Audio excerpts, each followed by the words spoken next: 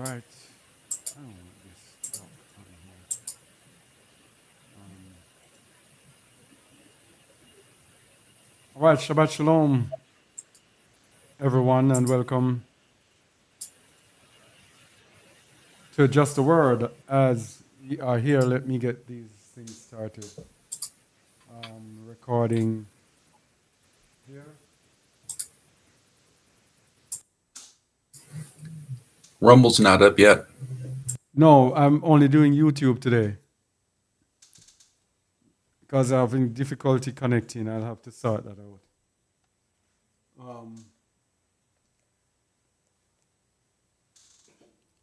On the radio, thank you all for listening to Jaw Radio. And welcome to another Shabbat. Today is the 5th of April. Is it? Yes. Yes.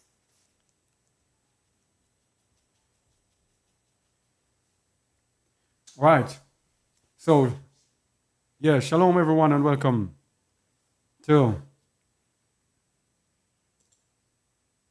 Alright, let's start recording here. Shalom and welcome to Just a Word as we are here once again for our weekly Shabbat teaching. Today we are looking at the topic, the called out end time saint. Is this you?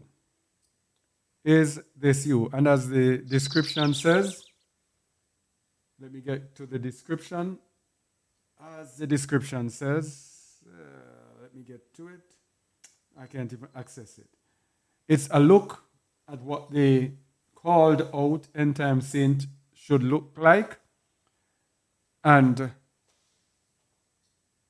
what they would not do, what they would do. And this is so that you can examine yourself, as Apostle Shaul said, examine yourself if you are in the Emunah. Know that Yahushua HaMashiach is in you, except you be reprobates. So we have to examine ourselves, and that we are going to do today. So we are going to be looking at righteousness, holiness, as the foundations to what we will be looking at today. So let's look at the meaning of righteousness. What is this? Oh, guess what? No, this is not right. This shouldn't be. I see what's happening. I'll have to take myself off these things. Da-da-da. All right, I can do it like this. And I can put it here. I'll have to do this for all of them. But that is all it is. So we are looking at the meaning of righteousness. The word righteous is from the Hebrew word sadiq, which means just, lawful, righteous. You can't use the same word. Just, right. More or less, it's the same words that are being repeated. Just, right, lawful. Just, right, lawful. Now, the word just comes from law. To be just, I don't think I did it. To be just is to do what is right in the sight of the law, in the sight of man, in the sight of the Most High. Specifically for us, in the sight of the Most High. And lawful comes from what? Law. So to be righteous, you have to be obeying the law. When you are right in the sight of man, they call it a law-abiding citizen. If you are in your country and you do not abide by the law, you are not law-abiding. You are not righteous. And if you are not righteous, the police will be coming for you. So why do we expect to be righteous before the Most High without obeying His law? That just does not make any single sense. So to be righteous any at all, we have to obey. Let me fast forward you so you know which verse we're going to.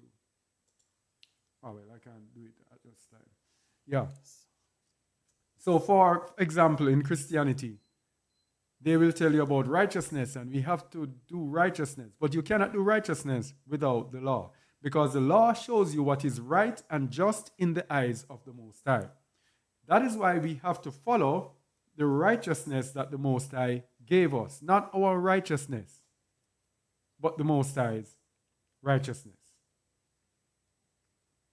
Now, when we are actually evaluating people, the word says we must justify the righteous and condemn the wicked. We must justify the righteous and condemn the wicked. So, for example, when there is an argument between two people and you go there to resolve it, according to the Torah, we cannot show any preference. We must justify the righteous. How can we know who is righteous if we do not know what makes us righteous? So how can I be judging a situation between two people if I do not know what is lawful? How can I go to court if there is no judge? The judge is the one who knows what is lawful. And in today's world, the judges are actually lawyers. So the judges know the law, and they are appointed to a higher position than a lawyer. Instead of arguing out a case, a judge is now required to decide the case. But the judges have to be lawyers. Likewise, if we are to judge situations between people, we too have to be what? Lawyers in the spiritual sense, in that we must know the Most High's laws. So how can someone come to me and ask me to resolve a situation between two people and I do not know what is right and what is wrong in the eyes of the Most High? That is why Deuteronomy 25 verse 1 says, if there be a controversy between men and they come unto judgment, that the judges may judge them, then they shall justify the righteous and condemn the wicked. So we have to know what is right in order to be able to justify the righteous. And notice it says we must condemn the wicked. So whenever someone is wicked, unlike, I'm telling you, Christianity, the Christianity that I know, there must be another Christianity that is different from what I'm saying. But I know Christianity, when you are judging people, because the word says, judge righteous judgment. When you are judging people, Christianity says, oh, don't judge him. Yahuwah is the only one to judge. It says you must justify the righteous and condemn the wicked. They're saying Yahuwah is the only one who is condemning. But Yahuwah is telling us to condemn the wicked. It gets more understandable when we get to understand what the wicked is and what is the difference between being righteous and being wicked. Now, a very important point with the wicked there is that the Most High is angry with the wicked, every day. Psalms 7 verse 11 says, Yahuwah judgeth the righteous, and Yahuwah is angry with the wicked every day. Now, what's the importance of this? The importance of this is the people who tell us that God loves everybody. It was yesterday I was hearing it. God loves everybody. He says he's angry with the wicked every day. And of course, we can show you scripture. Is it Sirach chapter 12 tells you that the Most High hates the wicked. He hates sinners. Yahuwah hateth all sinners. So Yahuwah is angry with the wicked every day. And we are being told that we must not condemn the wicked. And the scripture is telling us here that we must condemn the wicked and that Yahuwah is angry with them every day. But the Most High is so merciful.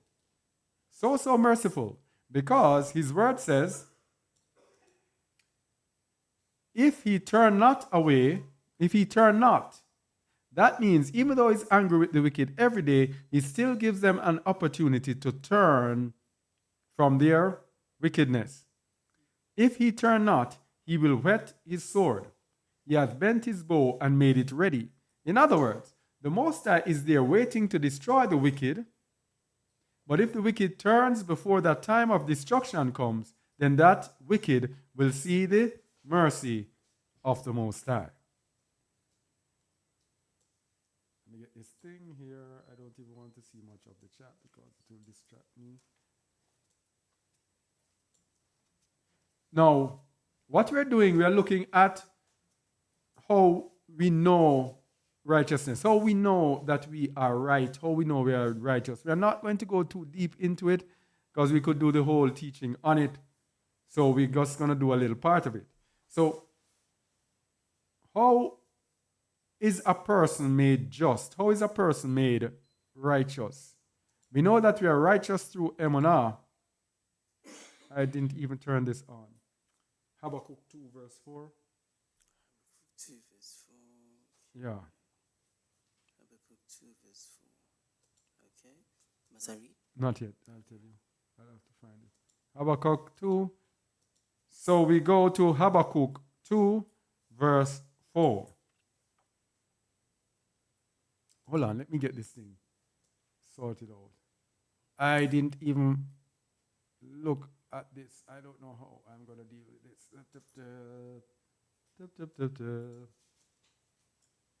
me see this. All right, Habakkuk 2 verse 4.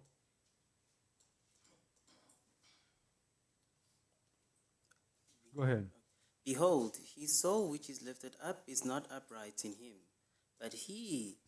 but the just shall live by his faith. The just shall live by his faith. It did not say the just shall live by faith. It just shall live by his faith. Now, this is very important to understand. The just shall live by his faith, because everybody has faith. But every one of us at each point in time is going to be required to present a different level of faith. Different challenges require different levels of faith. When it is a very itsy-bitsy easy thing to do, we can show faith. For example, if someone is, I'm going to use the example of traveling, because this is a very important thing for us at this time. If someone is leaving, for example, St. Vincent, leaving St. Vincent and the Grenadines to go to the United States, they know that they are going to do a job there. They know that a job is awaiting them, and they are poor. Wherever the money is going to come from, they will find that money to go to America, because they know that it is guaranteed there to find employment. They know that America is a place where they can, when they get working there, they can get comfortable, they can send back money home. Just using St. Vincent, it could be any other place that seeks to America, Babylon, for provision. But if that person knows that there is no guaranteed income awaiting them there, then they would think twice about leaving. So the faith that it takes to leave when there is a guaranteed income, guaranteed return, they are sure that when they go there, they are working at, say, Marriott's hotel, they will be getting X amount of money per month. It is already organized as to where they will live, how much they will pay, and they can calculate at the end, okay, I will have this amount of money left per month. so I can send this home, and if everything is calculated, that requires little or no faith, because that is guaranteed. But when the Most High tells you now, flee out of the midst of Babylon,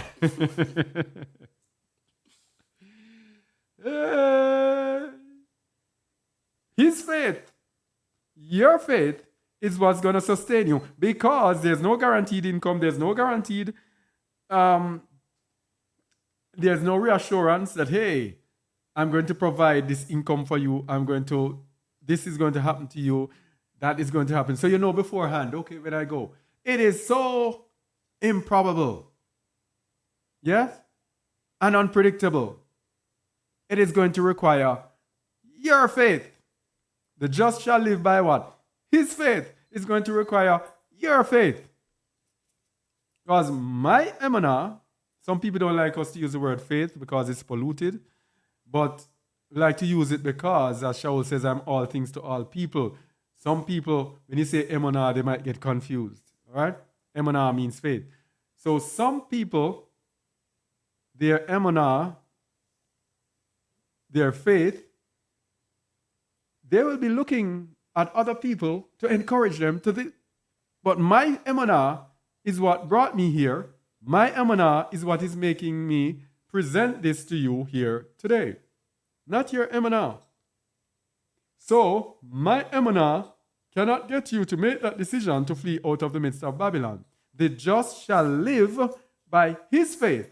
Your faith is what gets you over some evil, simple things. And that is why some people know, when we speak about fleeing out of the midst of Babylon, they will say things like, what if the person is poor? What if the person is this? What if the person is that? What about you? If that person was poor and that person had a guaranteed return, that person who is poor will try everything to get that airfare to get them to where they want to go. I, growing up in Jamaica, in a relatively poor community, I have seen, I can't count the amount of so-called poor people who have migrated to the U.S. When you hear like John has gone to the United States, you say, John? Yeah, really? Because John was poor. How did John reach there? John found his way there because John saw the land of milk and honey, and he made sure he found his way there. But now we have another land of milk and honey that the Most High is presenting before us, but there is no guarantee. It requires your faith. The end-time saint is going to be just by living by their faith. Okay? Romans 3, 21 to 26. Romans 3, 21 to 26. You're there? Okay, I'll see this all right.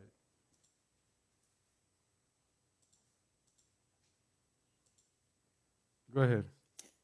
But now the righteousness of Elua without the law is manifest. Hold on. Let me get yours up. Go ahead. Again from Yeah, okay. Okay. But now the righteousness of Elua without the law is manifest, being witnessed by the law and the prophets. Mm-hmm. Even the righteousness of Elua, which is by faith of Yahushua HaMashiach, unto all and upon all them that believe. For there is no difference. For all have sinned and come short of the glory of Elua. All right, let's stop there. But now the righteousness of Elua without the law is manifested, being witnessed by the law and the prophets. The true righteousness of the end-time saints is not their own righteousness.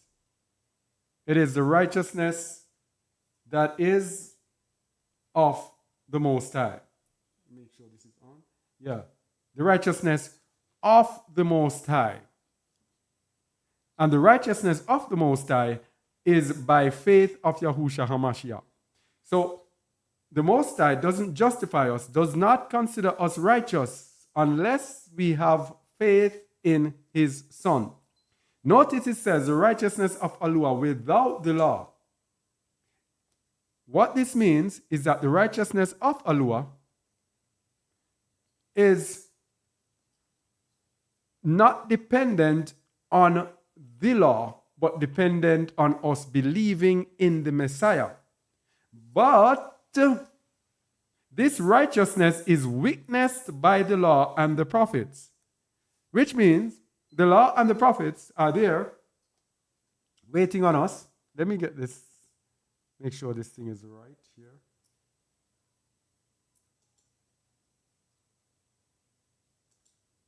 Yeah. So the law and the prophets are there looking on us, judging us to our faith according to our faith in Yahusha HaMashiach. According to Yahusha HaMashiach. So that means if I say I have faith in HaMashiach, I cannot transgress the law and the prophets because they are bearing witness.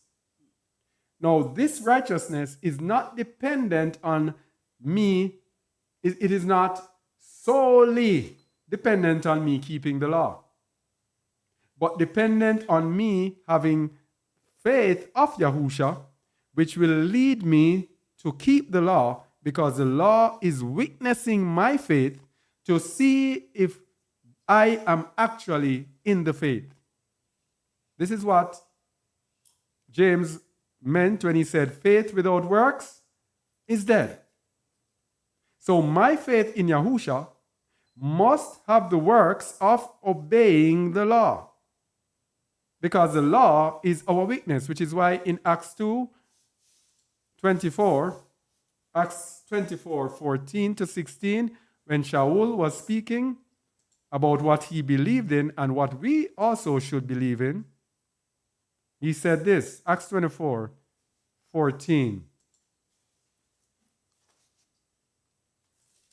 But this I confess unto thee, that after the way which they call heresy, so worship I the Alua of my fathers, believing all things which are written in the law and in the prophets. So Shaul was saying that our belief is believing all things which are written in the law and in the prophets. So Shaul, who we were just reading, was telling us about the law, and I'm telling you, these Christianity, boy, that religion. No, it's the same Shaul is saying this, that he believes everything that is written in the law and in the prophets. Then he told us the righteousness without the law, being witnessed by the law and the prophets, and they are saying the law is done away with. What Shaul is saying is that our righteousness does not depend on us doing the works of the law, but having the faith of Yahusha, which will be a witness to our faith, which will lead us to believe everything written in the law and in the prophets, because the law and the prophets are witnessing our faith. So when we believe in Yahusha, we cannot transgress the law and the prophets. But then, that religion. Anyway, let me get back. Religion. Where are you? 24. 24. All right, go ahead. Being justified freely by his grace through the redemption that is in Yahusha HaMashiach, whom Yahuwah hath set forth to be a propitiation through the faith in his blood, to declare his righteousness for the remission of sins that are past, through the forbearance of Alua. All right. Let's go to this couple of verses. Being justified freely by his favor through the redemption that is in Hamashiach Yahusha. So two things here. The favor, as the word says, the law came by Moses, but favor or grace and truth came through Yahusha HaMashiach. So being justified freely. So we are made righteous freely because of the grace that is in Yahusha, through the redemption that is in Hamashiach Yahusha. So Yahusha redeems us and justifies us when we believe in him. And And of course, our belief has to be matched by action. Because we cannot say we are redeemed in Hamashiach if we are not even willing to be baptized. Yes? We have to be willing to do so. Through the redemption that is in Hamashiach. Verse 25. And we're going to see baptism later on again. Verse 25. Whom Yahuwah had set forth to be a propitiation through faith in his blood. Propitiation means an atonement. Yahushua Mashiach has been set forth by the Most High as our atonement. So back under the Torah, our atonement was through the blood of bulls and goats and lambs, etc.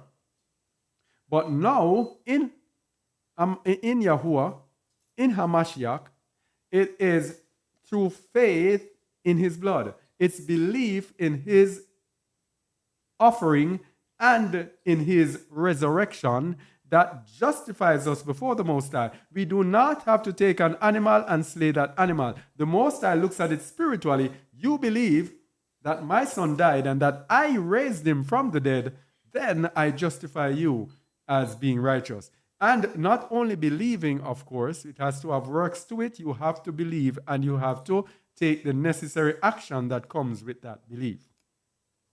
To declare his righteousness. Let me say it again.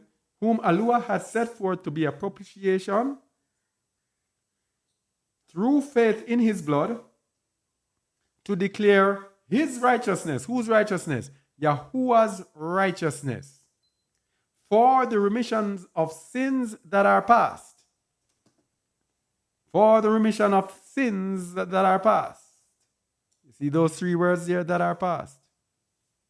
Christianity again will tell you Jesus Christ died for past, present, and future sins, in which they are partially correct, but they now say, once you believe and you confess, then you are saved, good and proper.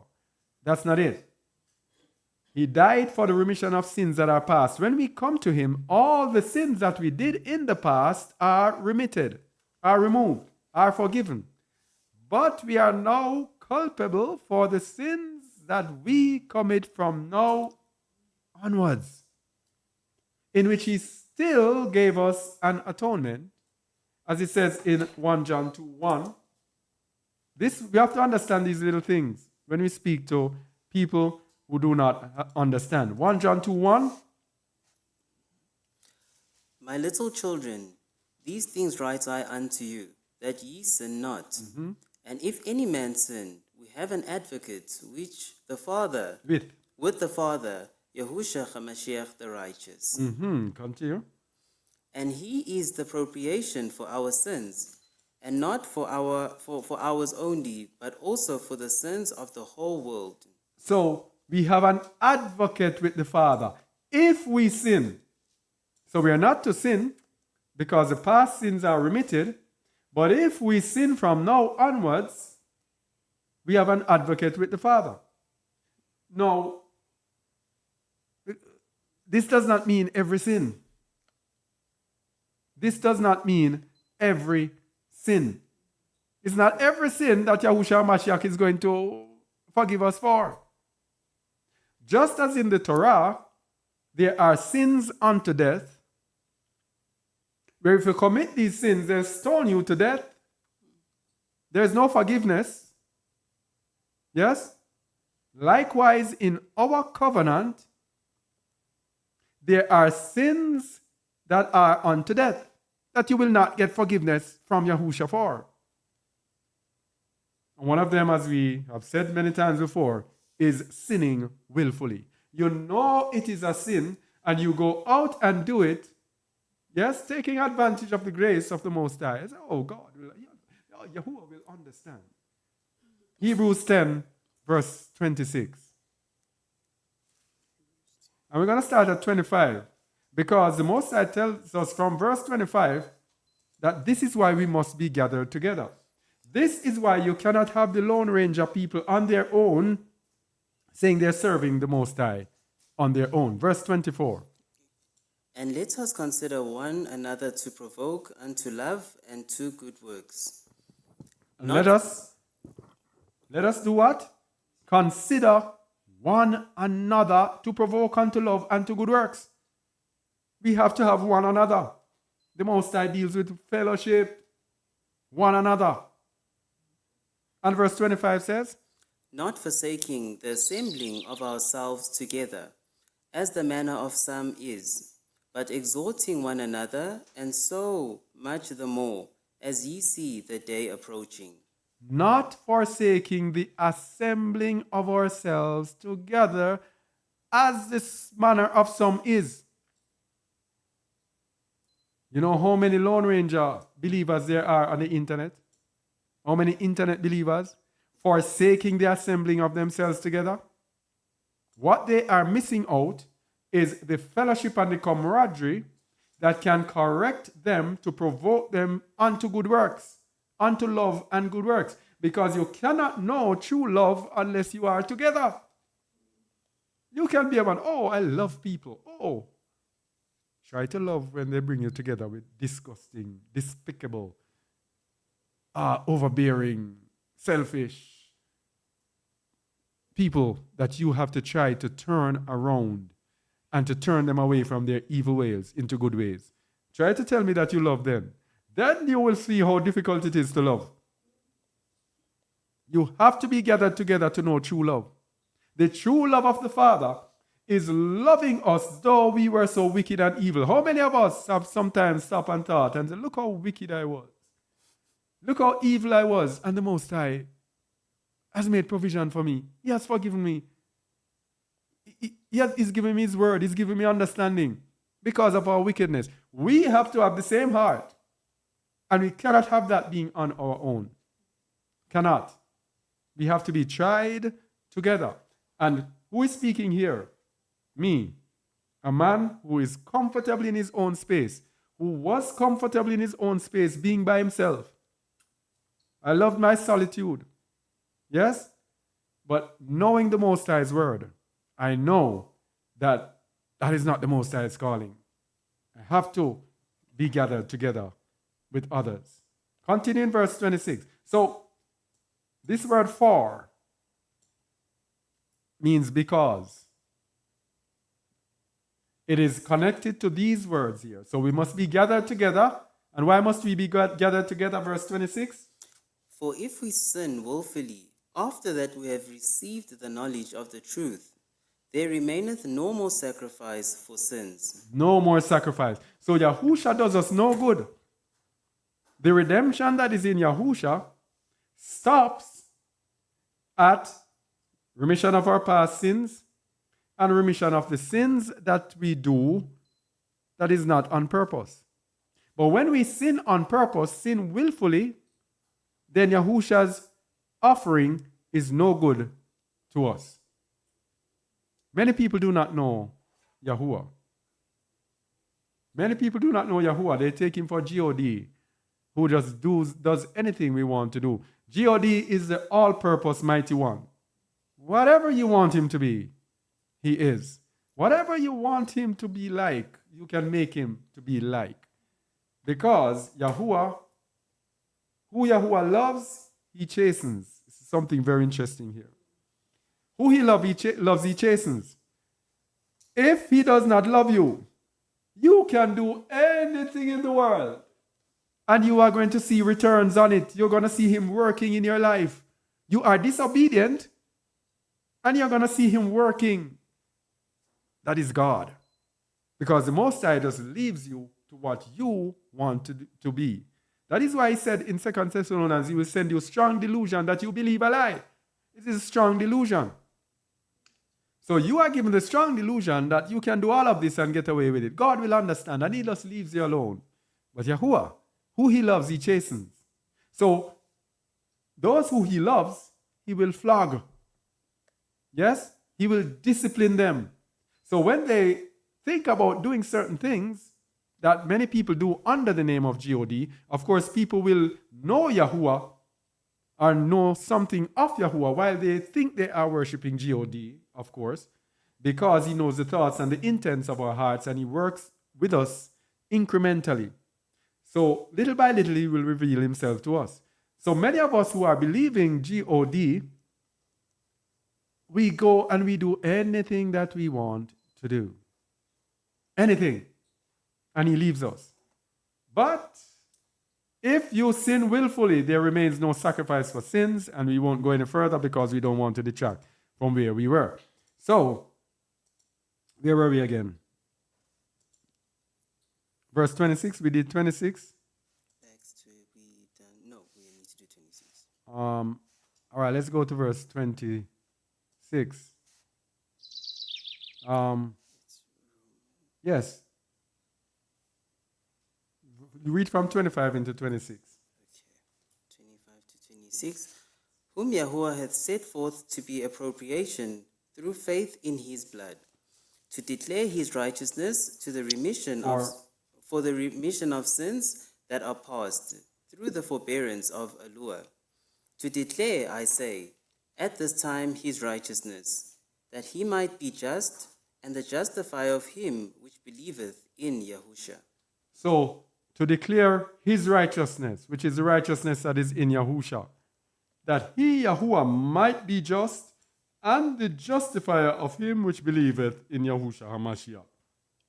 So that is the process the Most High makes himself the justifier. We cannot justify ourselves. It is Yahuwah who gives us Yahusha and said, this is my standard of righteousness. Attain unto it and you will be just. So I cannot be doing my own thing and justifying myself. Very important. People in religion today, the Hebrew Israelites, for example, they justify themselves by keeping the law.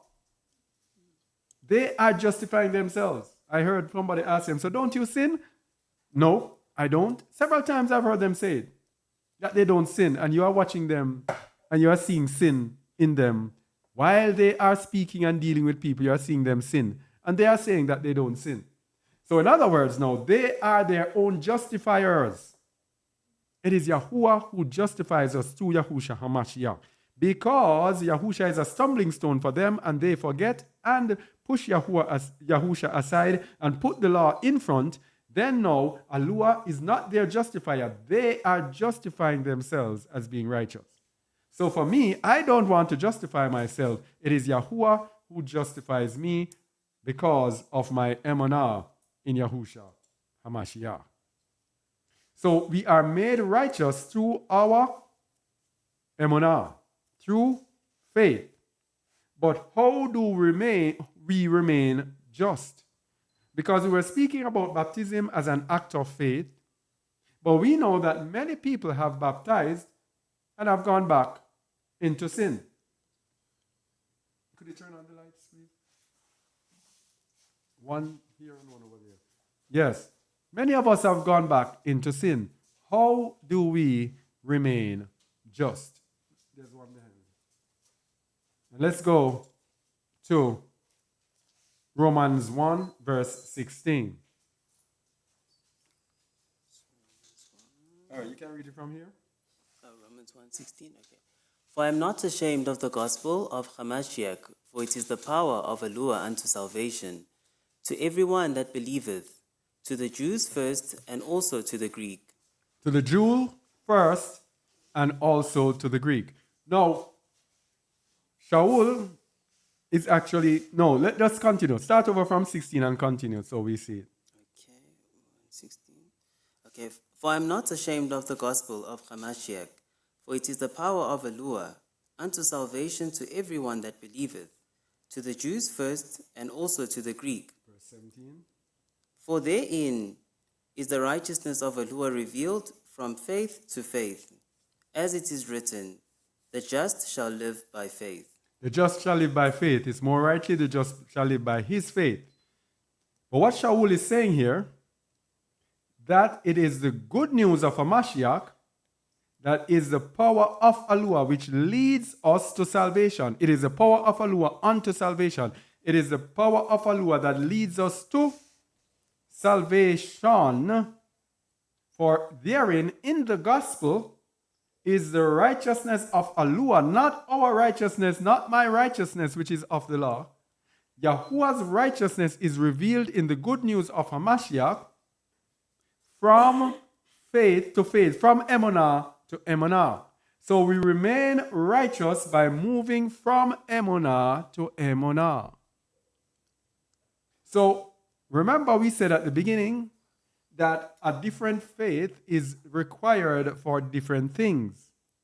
So the righteousness of Alua is us moving from faith to faith as is required.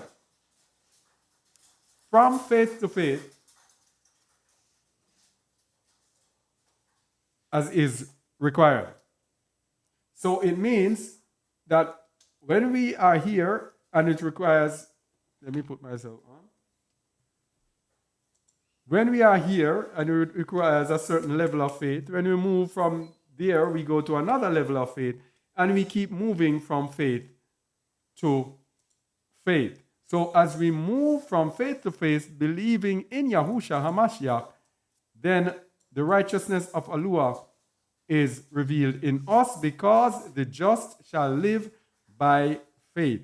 That is what justifies us, not what we believe now. And this is what has destroyed many people. Believing now, we have to be able to surmount all the challenges because we will be asked to move from faith to faith, little by little. How do we stand up to it? So, let us look at the righteous soul to see what the righteous soul will look like. Ezekiel chapter 18, verses 4 to 9. There are certain things about the righteous soul that we must get. The soul that is righteous. Ezekiel 18, 4 to 9. We're going to see what the righteous soul looks like. And remember, Shaul said that we believe all things that are written in the law and in the prophets. That is why you see we are able to go and take something from the Torah, something from the prophets, something from the New Testament.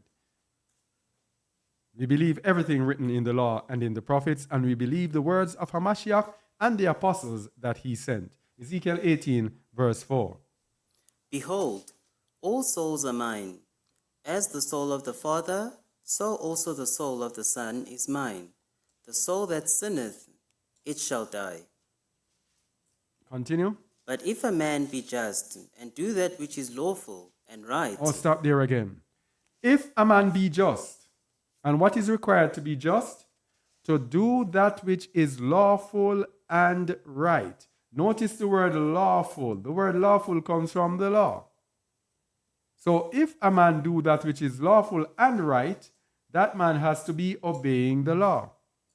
So Christians, please, please, please understand the spirit of the law versus the letter of the law. We have teachings on our website detailed going into what Shaul meant between the law, the letter of the law versus the spirit of the law. You have to understand this. It is this that you have misunderstood while you say the law is done away with. Notice the first requirement for a righteous soul is that the righteous soul must be just and do that which is lawful and right. Continue. Verse 6. And hath not eaten upon the mountains, neither hath lifted up his eyes to the idols of the house of Yasharal, neither hath defiled his neighbor's wife, neither hath come near to a menstruous woman. All right, here are some requirements.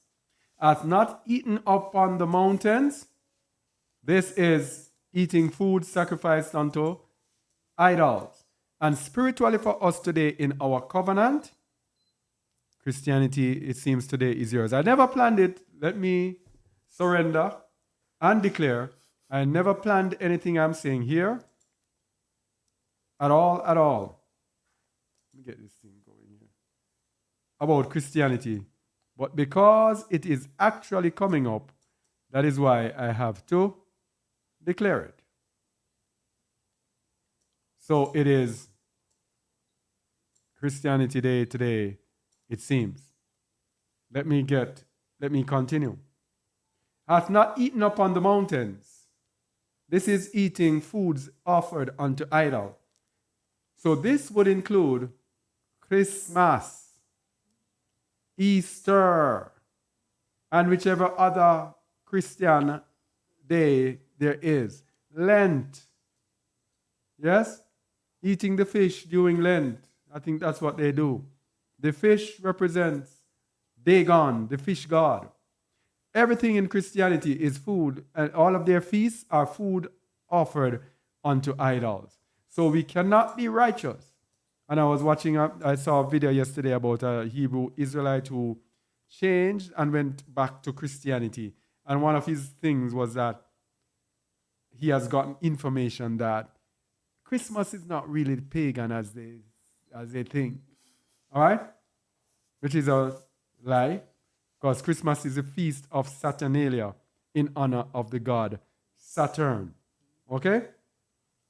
So, had not eaten up on the mountains, neither had lifted up his eyes to the idols of the house of Yasharal. This spiritually today would be have not lifted up his eyes to JC. JC is the idol that people worship in this world today. And they also do so when they say Yahusha is Yahuwah. Idol. Neither hath defiled his neighbor's wife, and we know spiritually defiling your neighbor's wife does not mean you actually go to her. But it says if you look at a woman with lust or with desire, you have committed idolatry already. So we see righteousness here together in our new covenant. I'm looking at it from a new covenant aspect. Neither had come near to a menstruous woman. So this still persists today. Cleanliness, and we did teachings on cleanliness when it comes to these. Leviticus 15 is still in operation among us as believers. It was unclean to do this back then. It is now still unclean to do this today. So coming near does not actually mean having intercourse only. It also means coming into contact. Verse 7. And hath not oppressed any, but hath restored to the debtor his pledge, hath spoiled none by violence, hath given his bread to the hungry, and hath covered the naked with a garment. Continue.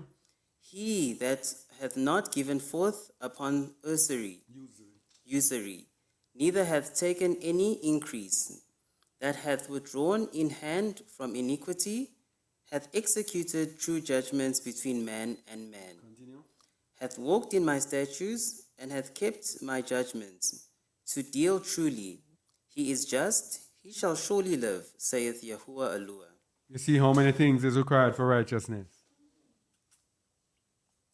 Let me continue with our new covenant, giving an understanding of it in our new covenant. And hath not oppressed any. So we cannot be oppressing others. We cannot be making other people's lives more miserable. That is why it's very difficult to live in Babylon. It's very easy to oppress people in Babylon because Babylon lives by oppression. Babylon oppresses you and gives you ways on how you can overcome the oppression. You have to find your way out of the oppression, but if you are employed in Babylon, chances are your employment will make you oppress others. Now you will say, oh, I work in banking. I don't oppress anybody. Banking is an oppressive system. Notice it says, he that hath not given forth upon usury. Banking works by usury. Usury means charging interest on money. So you working in the bank, you are oppressing others because that man who cannot pay his interest, you are going to take away his house and not care whether he sleeps outside at all, but as long as the bank gets his property. And we know sometimes when the government wants to destroy the common working class people, they will up the interest rate on you. And this happened in Jamaica where I was. They call it FinSac. People borrowed like $1,000, and when the interest rate went up, cumulatively, they ended up having to pay back 100,000. Some people borrowed like 100,000, and then when you look, they owed 10 million. People killed themselves, and many people were destroyed. Many businesses were destroyed at that time because of this oppression. Now, if you were working in those industries, what would you have to do? You have to oppress people. Likewise, the police force, you're working in the police and say, I'm keeping law and order. But the police force is used as oppression. In America, the police force is used to oppress minorities. That's what it is. And the police force in America, for example, they say that it's beginning. I'm not American, but I mean what they say. A lawyer I watched yesterday was telling that the origin of the police force was based on capturing slaves that escaped. So, in Jamaica, the Rastafarians, they call the policemen Babylon. When they see police coming, they say, Babylon are come. Babylon is coming.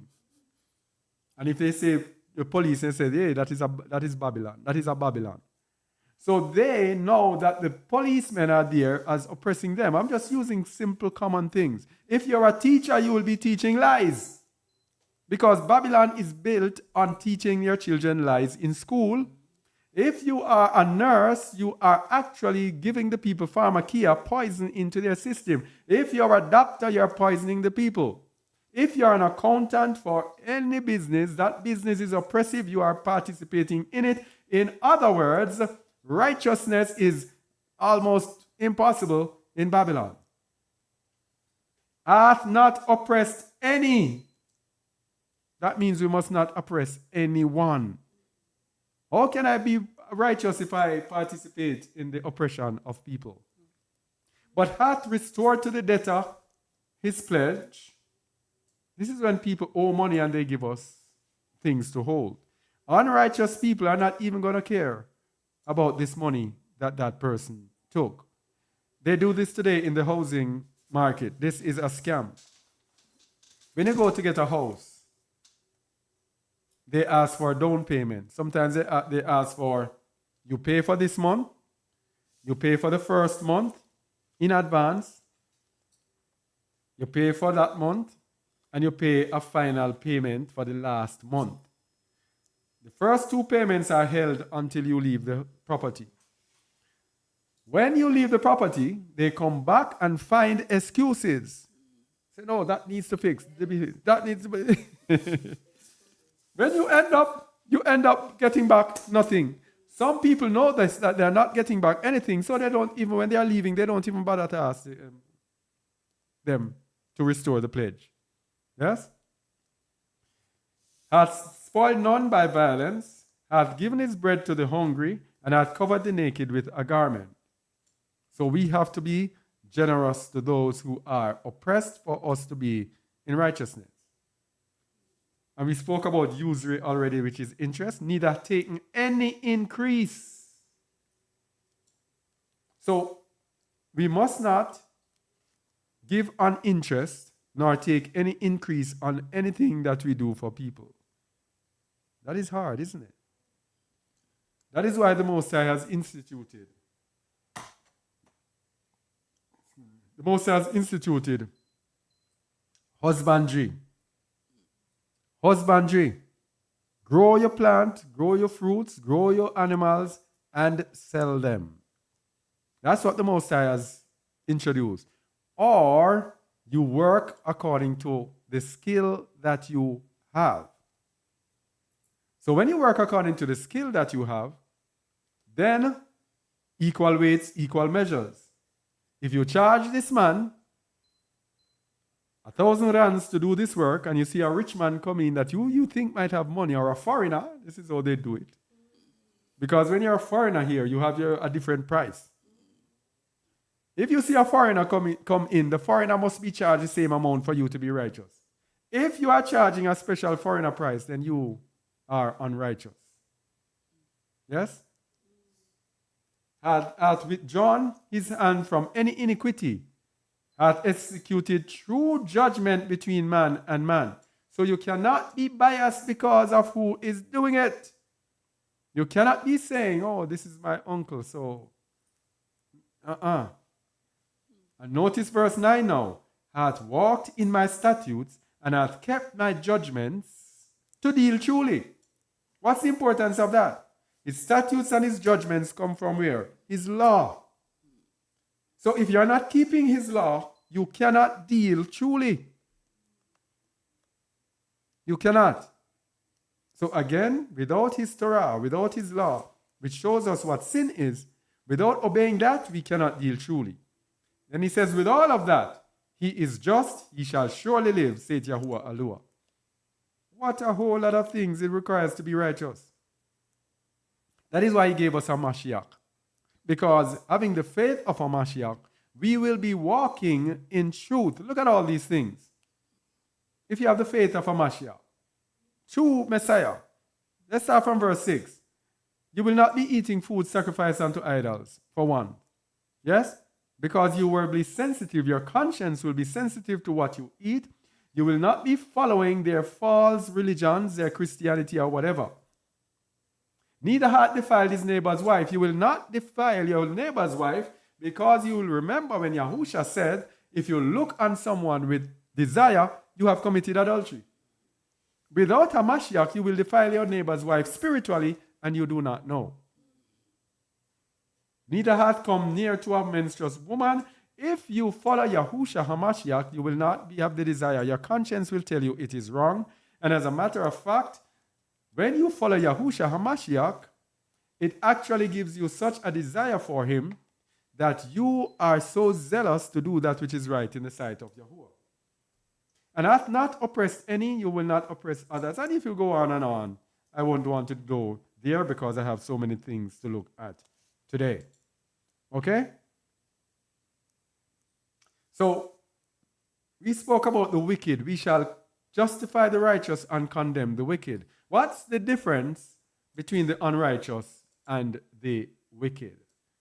The difference between the unrighteous and the wicked, let's look at the meaning of unrighteous first. Unrighteous is, let's look at Psalm 71 verse 4 first. Read Psalm 71 verse 4, please. And you will see it in the center here in yellow with black around it.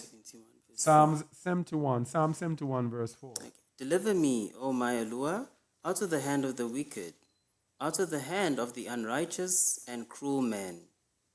All right, this verse here gives the definition of the wicked, because many times we hear wicked, we have unrighteous and we have wicked. Both of them are very close. They can be synonymous, but there is a slight difference between the two, which we're going to look at. And we see the meaning of unrighteous there: to act wrongfully or unjustly, to deviate from, to act wrongfully, to deal unjustly. So when we are unrighteous, we just do that which is not right. It is not something that is to the extreme. We just go against the Torah. We are unrighteous. So for example, the Christians who go against the Torah, they might not necessarily be wicked. They are just unrighteous because they do not do that which is right in the eyes of Yahuwah and in the eyes of men. Because many times you hear men complaining about Christians. You hear them say, oh, and she says she's a Christian. Can you believe that? This person says she's a Christian, and look what she does. Why? The person is unrighteous, but not necessarily wicked, because wicked is a higher level of unrighteousness. Deliver me, O my Alua, out of the hand of the wicked. Then it's going to define wicked. Out of the hand of the unrighteous. So to be wicked, a requirement of being wicked is that you must be unrighteous. But it does not stop there. And cruel man. So the wicked is unrighteous and cruel. Unrighteous and cruel. That is a true wicked. Unrighteous and cruel. Of course, wicked is used to define other people. But the true wicked that you see the Most High despises is the one that is not only unrighteous, but is also cruel. The word cruel man there, the word wicked, means wicked, criminal, which means that person goes against the law, guilty one guilty of crime, wicked, hostile to the Most High, wicked, guilty of sin against the Most High or man. Strong's definition, morally wrong, concretely an actively bad person. This is the one that I want. Actively bad. Condemned, guilty, ungodly, wicked man that did wrong. So sometimes even someone that did wrong can be described as wicked, but generally it is an actively bad person. Actively bad means every step of the way you are doing unrighteousness. Unrighteousness is just in you. You're actively bad. You not only do something righteous, but you do it actively as a part of your lifestyle. You go around being oppressive and cruel to people. That makes you wicked. That is why Babylon is wicked, because Babylon actively, wickedly suppresses people. Imagine a system that is there oppressing people, giving them dirty, polluted food to eat every day, going into their labs, adding pollution every day. That is actively bad, actively cruel. Knowing that these things will make the people sick, then you make their lives hard, that they cannot afford medical help, and then you criminalize the doctors that they could have, who are called holistic doctors. You make these holistic doctors can't even advertise themselves, can't even tell people that they can help them. That is actively bad, actively wicked.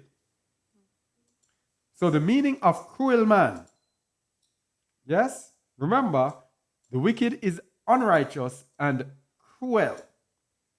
Unrighteous and cruel. The meaning of cruel man here is chametz, the Hebrew chametz, to be leavened, to be sour. Number 2. To be cruel, oppress, be ruthless. In the Strong's it says figuratively harsh. And it says to oppress and be ruthless. So the cruel man will oppress, the cruel man will be ruthless. In all that he's doing, he will be ruthless. So, in order for us not to be wicked, in order for us not to be unrighteous, the Most High told us to be kadosh, to be holy. We are moving now from righteousness, unrighteousness, and wickedness. We are moving into holiness, which is a higher level. You're going to see where we're getting at that. A little from this. Let me put this there. Okay. So that is why the Most High said we must be kadosh. The word holy, 6918, kadosh. That is why you hear us use kadosh or hakadosh and not kodesh as they do in the modern Hebrew. Because kadosh means the man who is holy, or Yahuwah who is holy, but Kodesh means it which is holy. Kodesh would refer to holy things, to the temple, to the things in the temple that are holy. The showbread, the Ark of the Covenant, Kodesh. But for us, we are Kadosh. So Kadosh means holy or holy one, saint. That is why you see our title is the set apart saints of the Most High. And it also means set apart. Set apart, and we're going to look at the difference between righteousness and holiness after this as well. Set apart sacred, ceremonially or morally. Sacred. As known, allure, by eminence, an angel, a saint. I won't go through all of them. You can go through them. Now, the word that is used in both the Strong's and the, I think it's the BDB lexicon, is sacred. Now, the meaning of sacred is dedicated or set apart for the worship or for the service or worship of a deity. This is the most important one. Dedicated or set apart. To be holy people means that the Most High has taken you from among everyone else that is polluted and takes you out, calls you out, and sets you apart from everybody else. Why do you think he's calling people to flee out of Babylon? He's setting apart a people unto himself. Why do you think when he was leaving out of Egypt, he said Moses to Pharaoh and said, Pharaoh, let my people go so they can do what? Go and worship me in the wilderness. We cannot worship the Most High or serve the Most High. We are not set apart in Babylon. You cannot be set apart in the midst of Babylon when Babylon has been a golden cup in Yahuwah's hand to make the earth mad. The nations have become drunk and therefore the nations are mad. When Babylon is the habitation of devils, the hold of every foul spirit, foul ruach, and the cage of every unclean and hateful bird, and you are saying that you are kadosh in the midst of them? You're not set apart. So the Most High takes his people, he tells his people, gather yourselves together. And he takes them out and gathers them together. That's why you have assembly. That's why it's called out assembly. The true meaning of ecclesia, the word that in the New Testament was used to mean church, is ecclesia, is the Greek word ecclesia, or the Hebrew word kahal, or the Hebrew word, it's in Genesis 1:14, the feast, the word for feast. What's it again? It starts with M. I don't remember that one. But all of them, it is being called out and set apart for the work or the service of Yahuwah. Okay. So when the Most High says, go flee out of the midst of Babylon, he sets us apart, devoted exclusively. And these meanings here we are getting out of the Merriam-Webster. These are Gentiles who are writing these things, not knowing that they are actually writing the truth that is in the Bible. Devoted exclusively to one service or use as of a person or purpose. Another meaning is worthy of religious veneration. To be venerated, which means to be kadosh, to be set apart, entitled to reverence and respect. So the Most High takes us and he sets us apart. Very important that we understand that. So let's look at the connection between righteousness and holiness.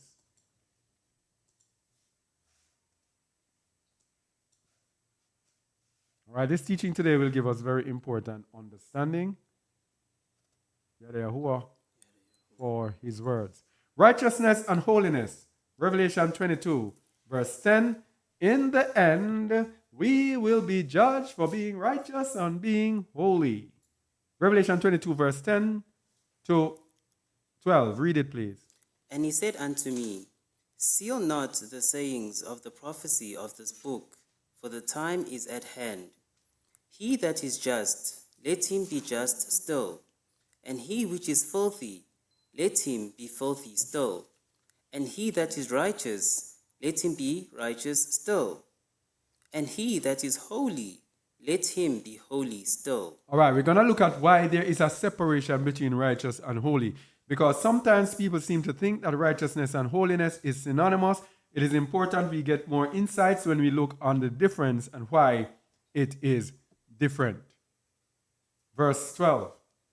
And behold, I come quickly, and my reward is with me, to give every man according to his work shall be, according as his work shall be. So here's the importance now. We are going to be judged as to whether we are unjust, whether we are filthy, whether we are righteous, or we are holy. Yahusha is going to return. When he returns, his reward is going to be with him to give every man according as his work shall be. That is why it's important that we are devoted exclusively to service of Yahuwah, that we are kadosh, we are set apart, we allow ourselves to be called out.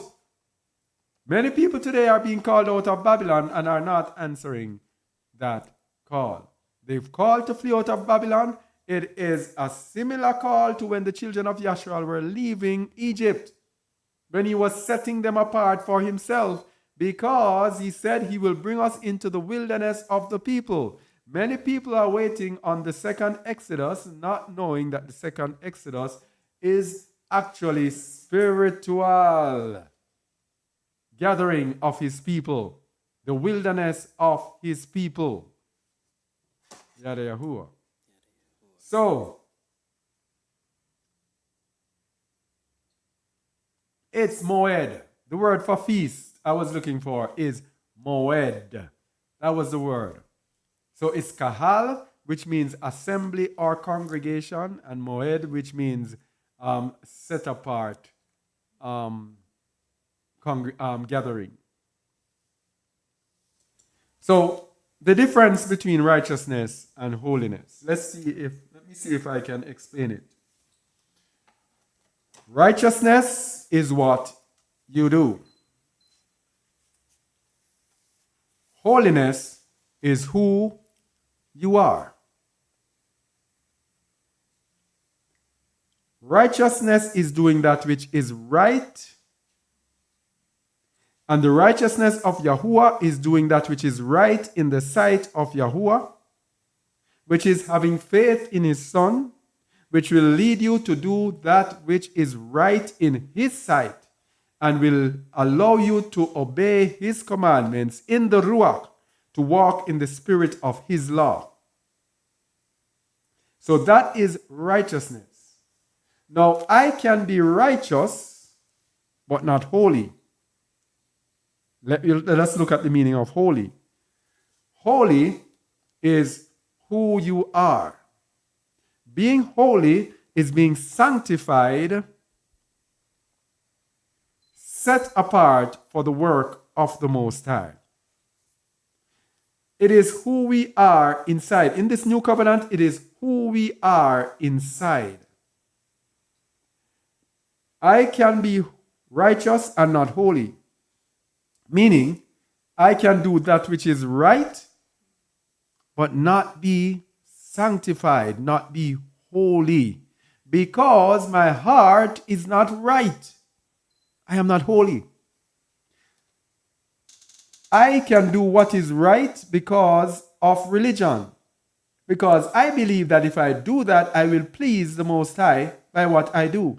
But my heart is not changed. The Most High knows the thoughts and intents of my heart. He knows that my heart is not changed. He knows I am not sanctified before his eyes because I'm doing it for benefit. So if I even do right, I even go out and I feed the poor and I do this, the Most High knows that I'm doing this because I think it is required of me. But am I truly loving that poor? Am I doing it because I have compassion in my heart and I feel so broken for that person? That's why I'm doing it. So I can do that which is right, which is what Shaul was speaking about when Shaul was speaking about the law. When he says a man is not justified by the works of the law, it means that you are not made righteous. You are not considered righteous before the Most High. Yes? But you can look righteous before men. But you're not righteous before the Most High because you are doing the works of the law simply because it is required of you. When you are holy, you will be walking and doing Because your heart is circumcised, which means you have a heart of flesh, which means you have compassion. Your conscience will respond compassionately to situation. So you will give because, oh my, I feel so bad for these people. You will give because of compassion. Now, another thing about righteousness and holiness, you have to be righteous to be holy. But you do not have to be holy to be righteous. So you have to be righteous to be holy, just as how you have to be unrighteous to be wicked. So you have to be righteous to be holy because righteousness is a requirement. You have to do that which is right, which is doing the Torah. So when the Christian says they are righteous and they reject the Torah, it is impossible. You have to be righteous in order to be holy. You have to do what is right, but you also have to have the heart of flesh, the compassion to do that which is right, which makes you holy.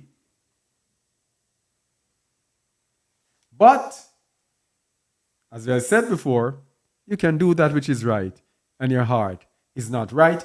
That is the truth, the true comparison between both. Okay? Now we could use a comparison and show a lot of Shaul's writing, but for time. Now we just laid down righteousness and the requirement, of course, for those who are righteous.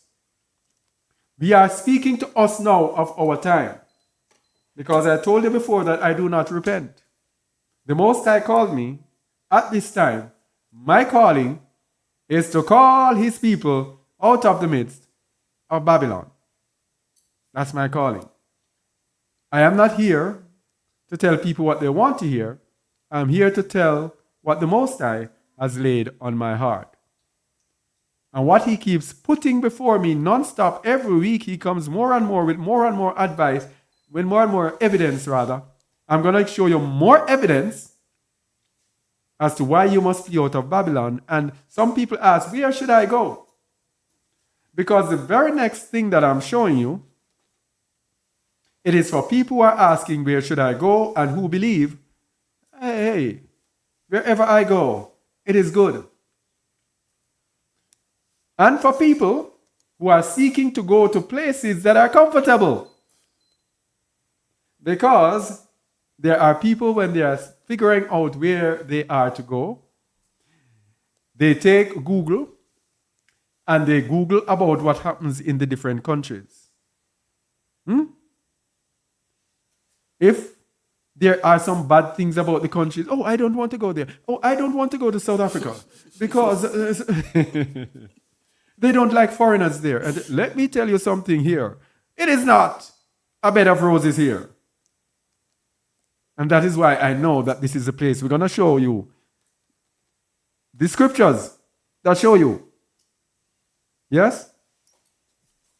The place that the Most High tells you to go will not be rosy. The Most High does not carry his people to places of comfort. Zion is his place of comfort. And before you get to Zion, he does not want you to be comfortable. Because the Most High puts you in places that are challenging because he has to show his might and his power. The Most High put the children of Israel in the wilderness and made them go through some very difficult thing. Why do you think it's called the wilderness of the people? Will it be the wilderness of the people if it is comfortable? Impossible. The Most High brought his people into the wilderness. And there were times, no water. They went to drink water. The water bitter. Yeah?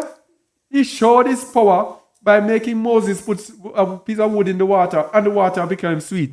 That is how he showed power. No water.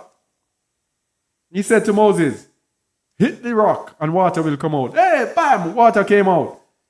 If that place was a place like when they came into the oasis, and there were 70 palm trees and 12 this, and the place was so nice. If that was like that all the time, how would the Most High's power be shown?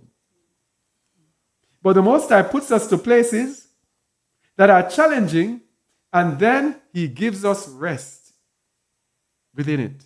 That's what He did with the children of Yasharal. He gave them what? Rest. And then He gave them challenges. And then He gave them rest. And He gave them challenges. That is our call. That is the true end time wilderness of the people. Since we have been here in South Africa, we have gone through it, and I'm so happy to have been participant in this. The Most High takes us through the same things. Sometimes we are going and reach some impossible place, and we are like, whoa. And if we do not have emunah, we crack. And then He brings us to a place where He gives us so much rejoicing, and we rejoice in the Most High, and we are so happy for a time. And then He gives us the challenges again. That's how the Most High works. That's how you know.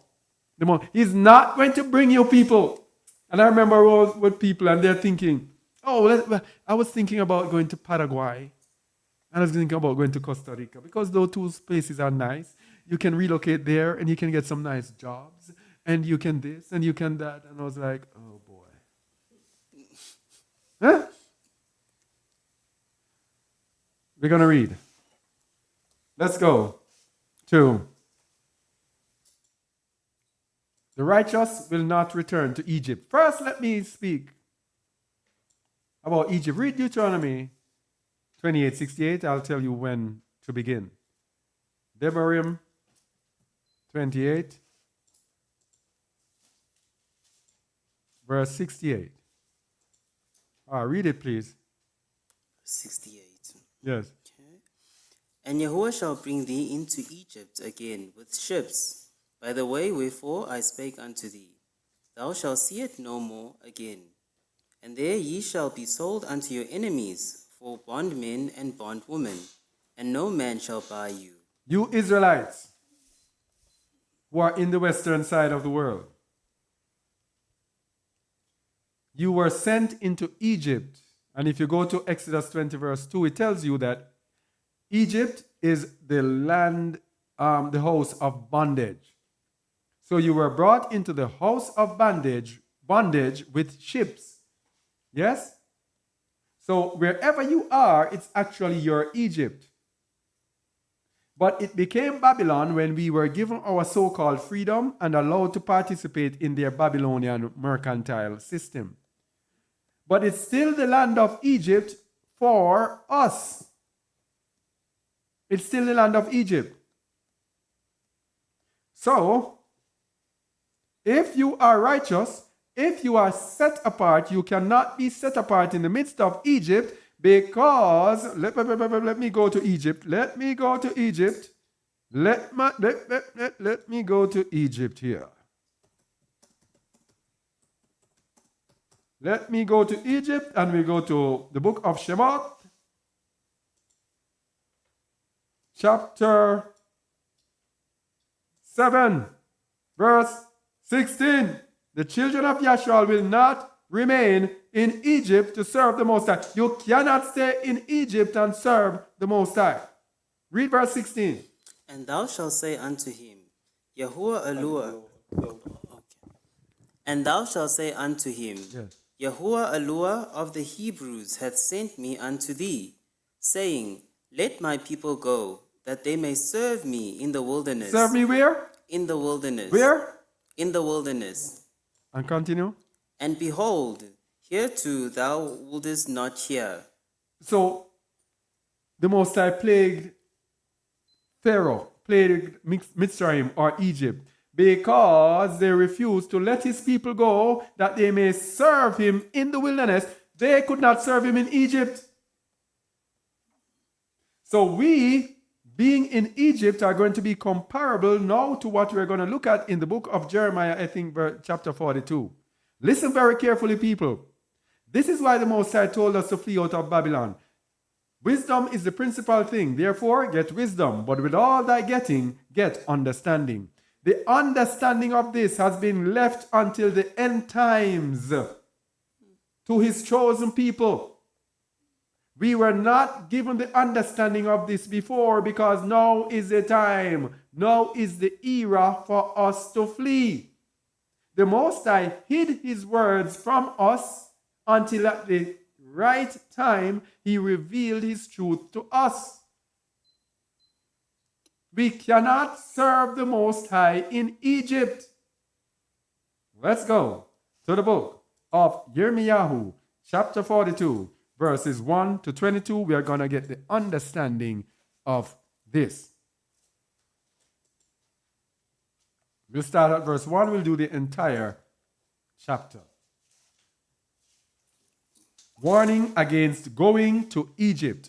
Now, the significance of this is that this is a similar situation to that which we are in. We are a people who were brought to Egypt with ships. But then we were freed and we were brought into Babylon. When we were brought into Babylon, we were willing now to serve the Most High. Read from verse 1, please.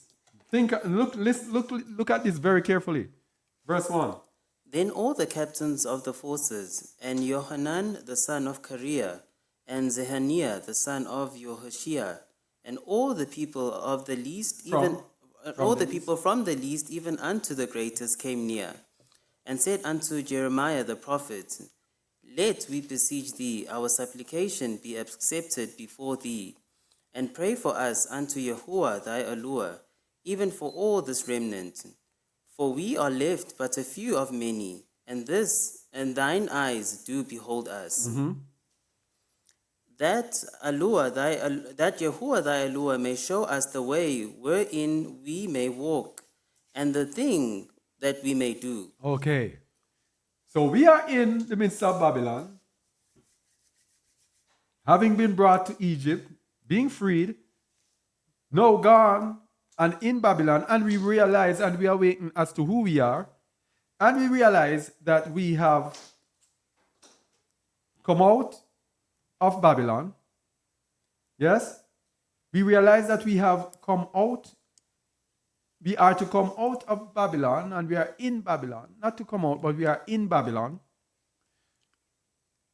And we turn to those who the Most High calls to teach us the word and say, show us how we may walk, and show us the thing that we may do. They came readily, wanting to hear the word. I am an Israelite. Yes, yes. Let me hear the word. Let me hear the truth. And they asked, show us the way we may walk and the thing that we may do. Continue. Then Jeremiah the prophet said unto them, I have heard you. Behold, I will pray unto Yahuwah your Elohim, according to your words. And it shall come to pass that whatever so thing Yahuwah shall answer you, I will declare it unto you. I will keep nothing back from you. So, as I was saying earlier, the Most High has laid all of this, is putting on my heart every single week, it seems. So I am not laying back anything from the people, just as Jeremiah is here. Continue in verse 5. Then they said to Jeremiah, Yahuwah be a true and faithful witness between us, if we do not even according to all things, for the which Yahuwah thy Elohim shall send thee to us. You know, over the time, there have been many people who have followed us. But when it reached the hard part of really thinking about coming out of Babylon, many people have run away.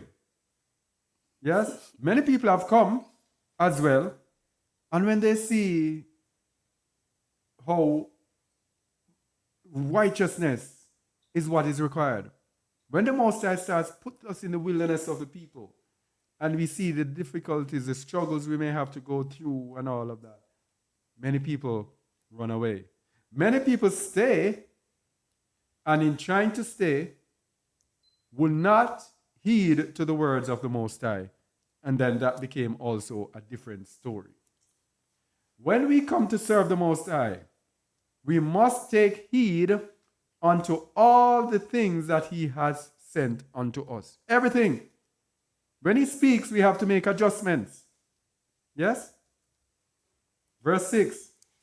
Whether it be good or whether it be evil, we will obey the voice of Yahuwah our Allure, to whom we send thee, that it may be well with us when we obey the voice of Allure our Yahuwah. Whether it be good, can you imagine? Or evil, they were willing to take up even the things that are bad. Everything that might be inconvenient to them, they were willing to do it. This is what happens many a time.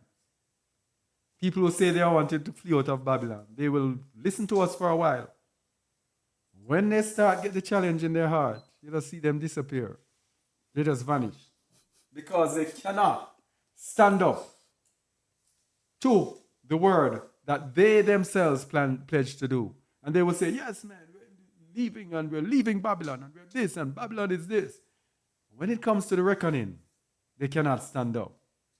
Read verse 7. And it came to pass after 10 days that the word of Yahuwah came unto Jeremiah. Then called he Johanan the son of Kareah, and all the captains of the forces which were with him, and all the people from the least even to the greatest. From the least even to the greatest. That is why we go out and we preach to everybody. Flee out of the midst of Babylon.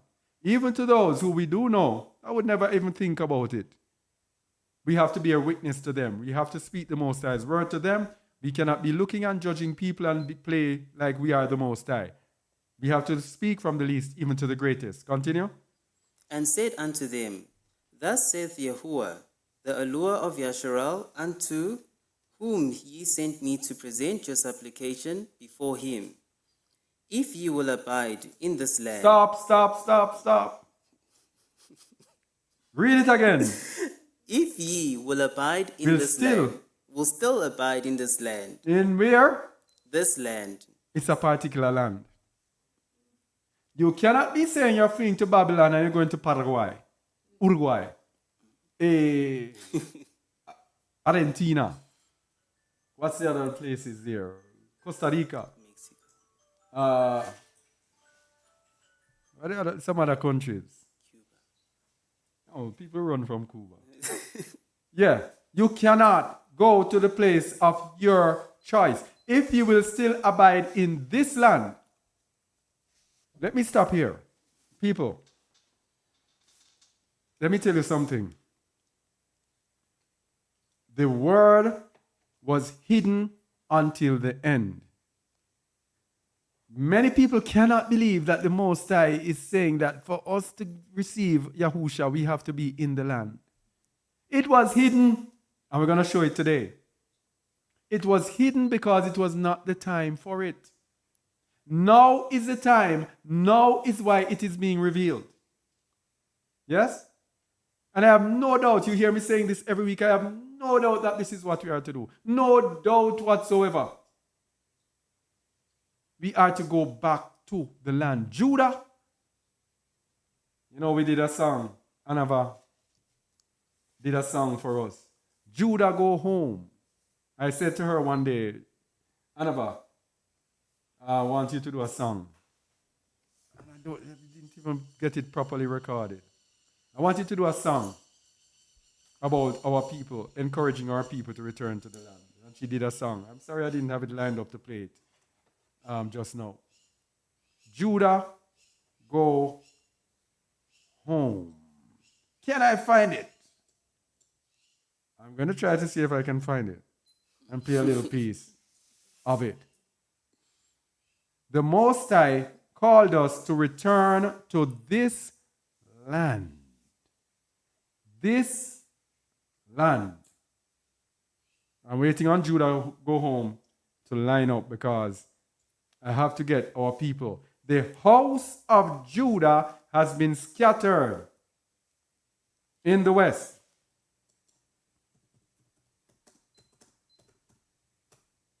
The house of Judah has been scattered in the west. Let me see if I can get Anava to give us this piece here. Just taking a little break here. Is it on? No, it's not going through. I don't think it's going through. Are you hearing it?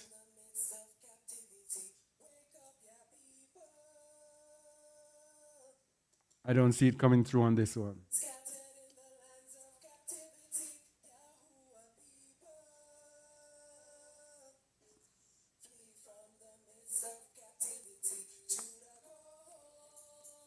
It's not coming through.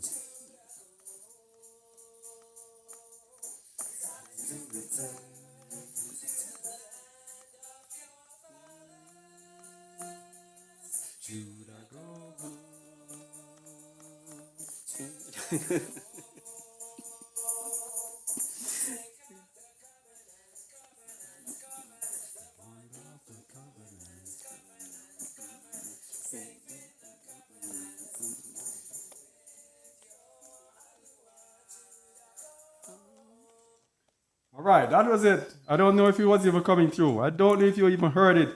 Only hope you heard it. Judah, go home. Go home. It's the land. It's the land. It is the land. Read 42 verse 10, please, and we'll continue and get more insights in this. If ye will still abide in this land, then will I build you, and not pull you down, and I will plant you, and not pluck you up. For I repent me of the evil that I have done unto you. There we go. At this time, it is the time to come out of Babylon. I will build you and not pull you down. Therefore, if you're not in the land, he's going to pull you down. And I will plant you and not pluck you up. Therefore, if you're not in the land, he's going to pluck you up. For I repent of the evil that I have done unto you. He will only repent of the evil that he has done to those who decide to abide in this land. Read verse 11, please. Be not afraid of the king of Babylon, of whom ye are afraid. Be not afraid of him, saith Yahuwah. For I am with you to save you and to deliver you from his hand. So we have people who are in the spirit know that a time of trouble is coming upon this earth. The Most High says he will deliver you from Babylon's hand if you will still abide in this land. Verse 12. I will shew thee mercies. I will show mercies unto you. No, and I will shew mercies unto you. that means if you do not remain in this land, he will not show his mercies unto you. Continue. That he may have mercy upon you. So Babylon will have mercy upon you, just like how, what the Most High is saying here, remember in the time of Ezra and Nehemiah, when they went to the king, was it Cyrus? And the Most High put it on the king's heart to say to the people, hey, you can go back into your land. You can go back to Jerusalem. And he gave some money and said, this amount of money must be used, and everybody must support them, and nobody must do them this. This is what the Most High is going to do again. The nations will be forced to bring us back into the land. And when we say land, the more we will be sojourning in the land, but Jerusalem will be the meeting place. He is going to take us to Jerusalem, and from Jerusalem, we will be apportioned the land. The land will be given to us. So those of us who don't own land, don't worry yourself. The land will be apportioned unto us after he takes us to Jerusalem. And I know many people are saying, oh, this sounds like a fairy tale. Also, that you have no idea. This is real. This is true. In our generation, we are going to see this. The Most High has shown me so many things that I cannot even say unto people. You have no idea what time we are in. Read verse 12 again, please. Okay. And I will show mercy unto you, that he may have mercy upon you. And cause you. And cause you to return to your own land. Notice the Most High says here, they shall remain where? In this land, which was same Yasharal. But he will cause you to return to your own land. which means the Most High knows and has apportioned a piece of land already for us. But he's going to bring us here in the land, and then he's going to send us to Jerusalem, and from Jerusalem, he is going to tell us where our land is, and we are going to get our land, our own land. Continue verse 13. Hear this now. This is the part now for those who want to flee. Even people in the United States. Oh, I'll remain in the United States. All I have to do is to get out of the cities. Right?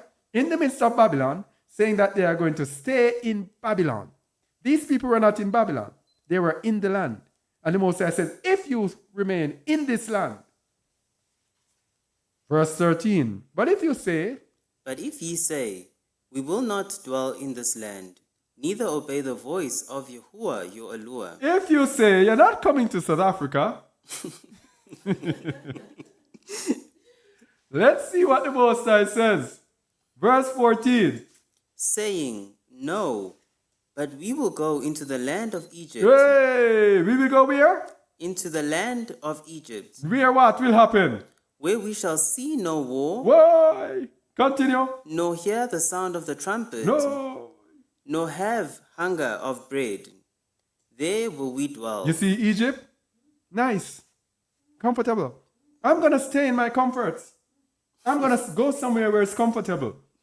The Most High said, if you ever think you're bad, think about doing it.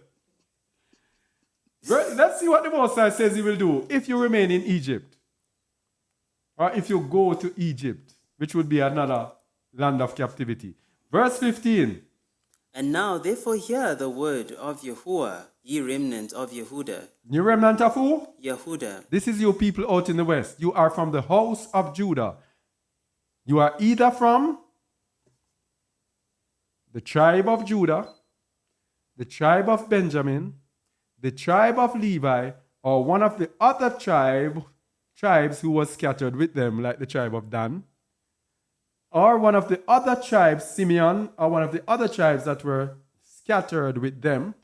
Because remember, when not the host of Israel, which is the northern kingdoms, are sent into captivity, many of the people from the house of Israel, they ran over to Judah for escape. So they were with our people. So the other nations are with our people.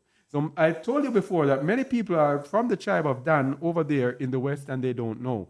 They are from the other tribes, but they are a minor amount compared. Most people will be Judah, Benjamin, and Levi, the remnant of Judah. Read 15 again. Let's hear what happens to the remnant of Judah. And now therefore hear the word of Yahuwah, ye remnant of Yehudah. Thus saith Yahuwah Sabaoth, the allure of Yasharel. Let me stop there again. You people over there in the west that are listening to this, Yahuwah is speaking directly to you. Listen to what Yahuwah is saying to you right now. Read it again. 15, please. And now therefore hear the word of Yahuwah, ye remnant of Yehudah. Thus saith Yahuwah Sabaoth, the allure of Yasharel. If ye wholly set your faces to enter into Egypt and go to sojourn there. Go. And go to sojourn there. This is when you flee out of the midst of Babylon and go somewhere to stay. Then, verse 16. Then it shall come to pass that the sword which ye feared shall overtake you there in the land of Egypt. And the famine, famine, wherefore ye were afraid, shall follow close after you there in Egypt, and there shall ye die.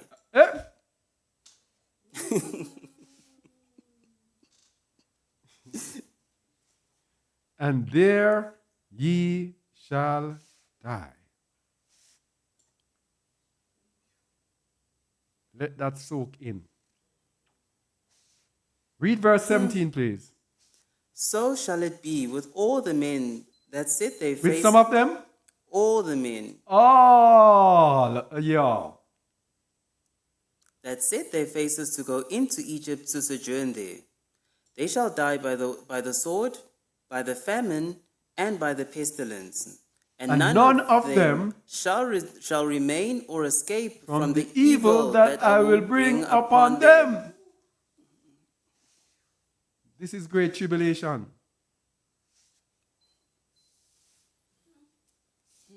Let that soak in. You people are tarrying in the midst of Babylon. You people are thinking, oh, listen to Kazakh. Oh, you're going nowhere to South Africa. The Most High, we did not ask the Most High where to go. I have no thought about going to South Africa. I had no interest in coming to South Africa.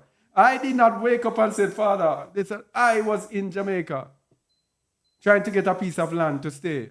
When the Most High showed me South Africa and showed us, and it was not me alone, a group of us, South Africa. And when we came here, he showed us the place. He even showed us this is the land of Benjamin. And he showed us revelation after revelation. And he showed us his power after his power. His power, as, hey, I'm telling you. If I had written all things that happened to us since I came here, that would be a best-selling book. It would appear as if it was an adventure. It would appear as if it would be everything in one. Science fiction, adventure, love, everything mixed in one. Educational, everything mixed in one. That has happened here. I now understand the human being more than anything else. The sin, I understand sin more than anything else. I understand righteousness, holiness, perfection, everything now more than anything. Had I not come here, I would not have understood. We did not ask to come here. He shows us that this is the place. And if you ever knew where we are at this time, if some people ever knew where we are at this particular time, you would be shocked to know what the Most High is doing. Yes? Read verse 18.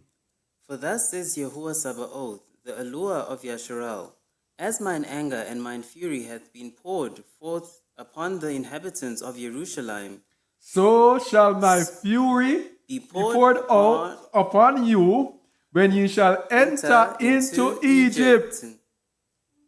And ye shall be what? And ye shall be an Execration, and an astonishment, and a curse, and a reproach, and you shall see this place no more.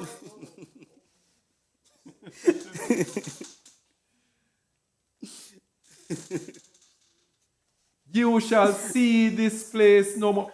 Think about going to the land. Are you thinking about Zion? Eh? What are you thinking about? And you're seeking to go into Egypt, the land of bondage. And the Most High has called you out. Read verse 19. I don't think Yahuwah has finished as yet. Read verse 19. Yahuwah hath said concerning you, O ye remnant of Yehudah, go ye not into Egypt. Know certainly that I have admonished you this day. No, let me say it. Let me say it. Yahuwah had said concerning you, O ye remnant of Judah, go ye not into Mitzrayim. Know certainly that I have admonished you this day. I am speaking to you this day, the 5th of April, 2025. Yahuwah is speaking to you. Verse 20. For ye dissembled in your hearts, when ye sent me unto Yahuwah your allure, saying, Pray for us unto Yahuwah our allure, and according unto all that Yahuwah our allure shall say, so declare unto us, and we will do it. So let me tell you something now, what is happening here. If you know Yahuwah, Yahuwah does not call us in our comforts. Whenever he calls us to do something, it is always challenging. It is always something that is beyond us that you have to think twice and say, oh boy. Yes? Remember when you were where you were over that place? Yes. And the Most High called you out. Yes. It takes a whole lot for you to move. It took a whole lot. You have to think twice and say, Father, this is what you really want me to do. Always hard. When the Most High told you to leave where you were, you have your family, you have your this and that. You have to decide that, hey, it wasn't easy. It's not easy, and the Most High says, come and say, okay, oh, that's so nice, let's go. No, it's hard. So when we ask of Yahuwah, he comes with things that are hard for us. When he told you to give up what you gave up, it wasn't easy. It was hard. Each and every one of us, we are called to do hard things. So when they went to Jeremiah and said, okay, tell us what to do. When they come to us, and because that is their teaching and telling them certain things, then the Most High now speaks and said, okay, this is what is required of you. Bam. And they're like, oh boy. And they start saying, no, he's talking, that's a flea doctrine. No, because they don't understand. Ye dissembled in your hearts. I can never remember the meaning of this word. Dissembled, let me get it here.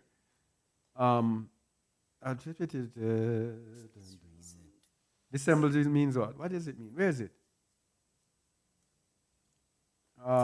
Dissembled there means to vacillate. Okay, that is real or stray. That means to move to and forth. So it's like a double-mindedness.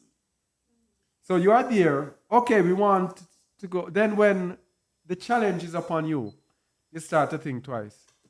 I know many people, even among our group, have now started to think twice. When the reality of how much the sacrifice is needed actually hits them, they're going to start dissemble. And then they're going to start to talk to each other.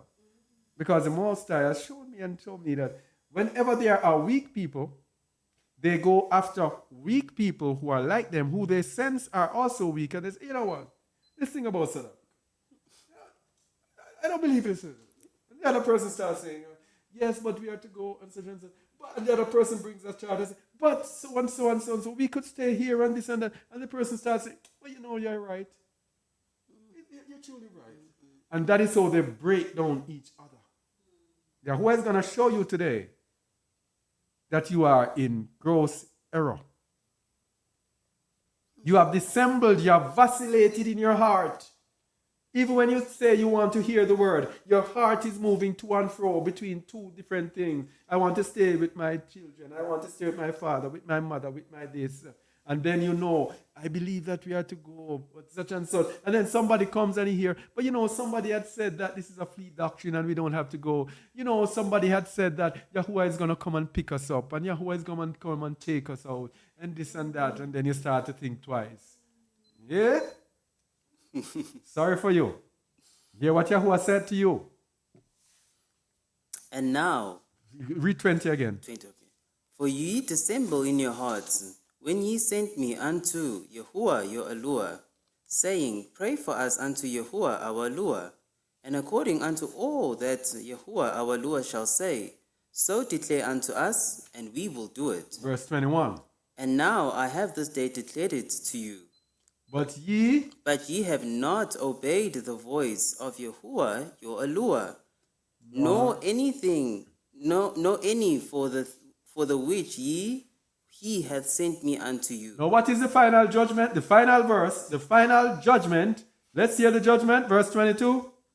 Now therefore know certainly that ye shall die by the sword, by the famine, by the pestilence, in the place whither ye desire to go and to sojourn. Let me say it. Now therefore, know certainly, and he says a surety, no doubt. There is no doubt, no wavering, because Yahuwah does not dissemble. Is it dissemble?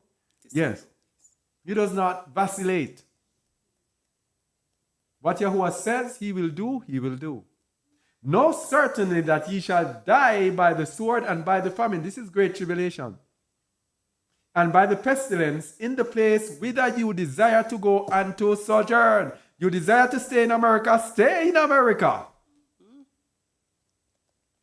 The great tribulation is going to come and overpower you. The Most High has shown us. And don't think that I'm advertising you to come where we are or where I am. Let me tell you something very clearly. I am not going to gather with unrighteous people. So don't think that anybody who said they desire to go with us open arms. We did that before and it was a disaster. Because when you are gathered, we're going to show this. Oh boy, do I have time? We're going to show when being gathered with unrighteous people. So let me not preempt myself. Yes? Don't think I'm asking people and saying, oh, come and begging you to come. I don't really want. I don't want to say it. I'm happy with people who are seeking righteousness. That is what the Most High wants, people of Emunah. Because the word says, without Emunah, it is impossible to please Alua. For he that cometh to Alua must believe that he is, and he is a rewarder to them that diligently seek him. If you diligently seek him, you are going to ask the way to Zion with your faces thitherward, saying, come. Let us join ourselves to Alua in a covenant that cannot be broken. Let's go now to the fact that we must sojourn in the land. This that we are just telling you a while ago, this that we are teaching you here. Yes? I don't like to watch the chat because you saw the chat. Let me not look at the chat. This that I'm telling you here, it was hidden because it is for a time. And the time is now. And I'm not speaking about this particular moment. It was before now, because we should have been out of Babylon, because when you come out of Babylon, you have to be prepared to go to Mount Zion. So when we come and we gather together, it is to prepare us to have the heart, to have the perfection, to be perfect in Yahuwah, so that we can be qualified for Zion, because in Ezekiel chapter 20, verse 33 onwards, it tells you he's going to purge out from among us the rebels and them that transgress against me. He will take you out of the land where you are scattered, but you shall not enter into the land of Yasharal. So you're going to come out, like Abraham, you're going to sojourn in the land, but if you are not found a particular way by the Most High, he's going to kick your butt out, and you will not be able to enter into the land of Yasharal. Do I need to go to that Ezekiel 20? Let me go there. Ezekiel 20 starts at about verse 33, I think. Look at this book. Verse 33, read it please. This is what happens to some of us. The process is the Most High takes us out of the land, then he brings us into the wilderness of the people. Then he's going to gather us and bring us into the land, those of us who are found to be successful. Verse 33. As I live, saith Yahuwah Alua, surely with a mighty hand and with a stretched out arm and with fury poured out, I will rule over you. I will bring you out from the people and will gather you out of the countries wherein ye are scattered, with a mighty hand and with a stretched out arm and with fury poured out. I will bring you into the wilderness of the people, and there will I plead with you face to face. This is what people don't understand. They think that they're going to sit in Babylon, and the Most High is going to come and take them out and then bring them into a literal wilderness, just like he did coming out of Mitzrayim. But he said in verse 36, like as I pleaded with your fathers in the wilderness of the land of Mitzrayim. It's a different land. It is sojourning in the land. This land that we are sojourning in, it is not the wilderness of Egypt. He's going to let us sojourn in the wilderness of the people.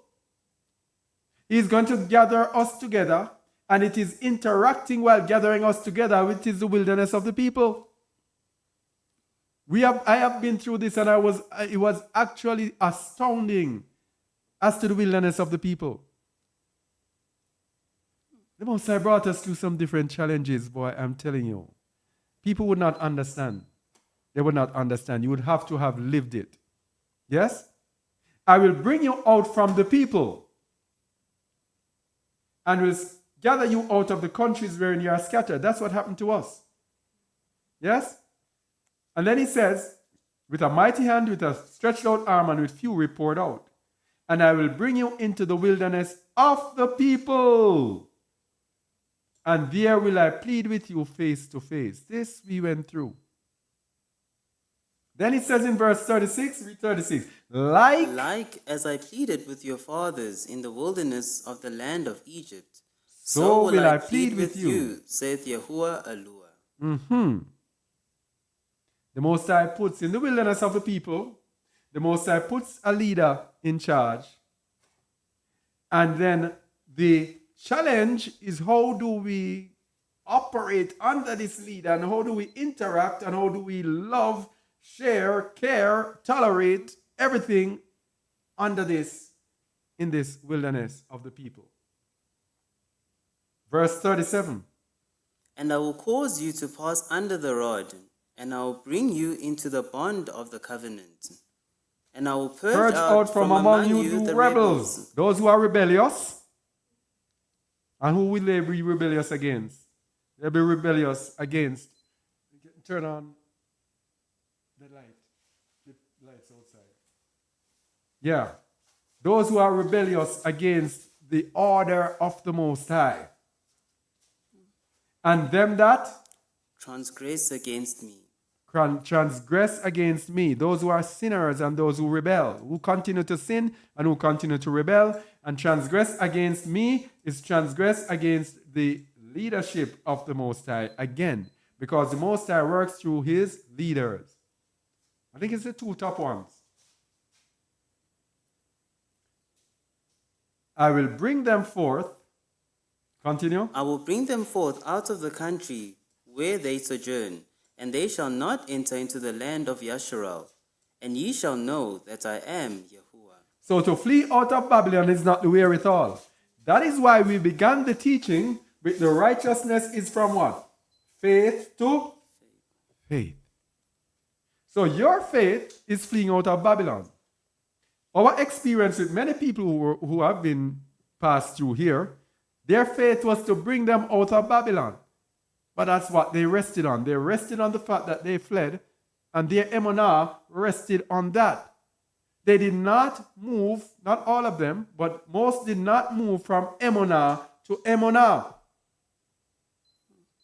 And so they were brought forth out of the land where they sojourned, but they were not able to enter into the land of Yasharal because many people were made to leave.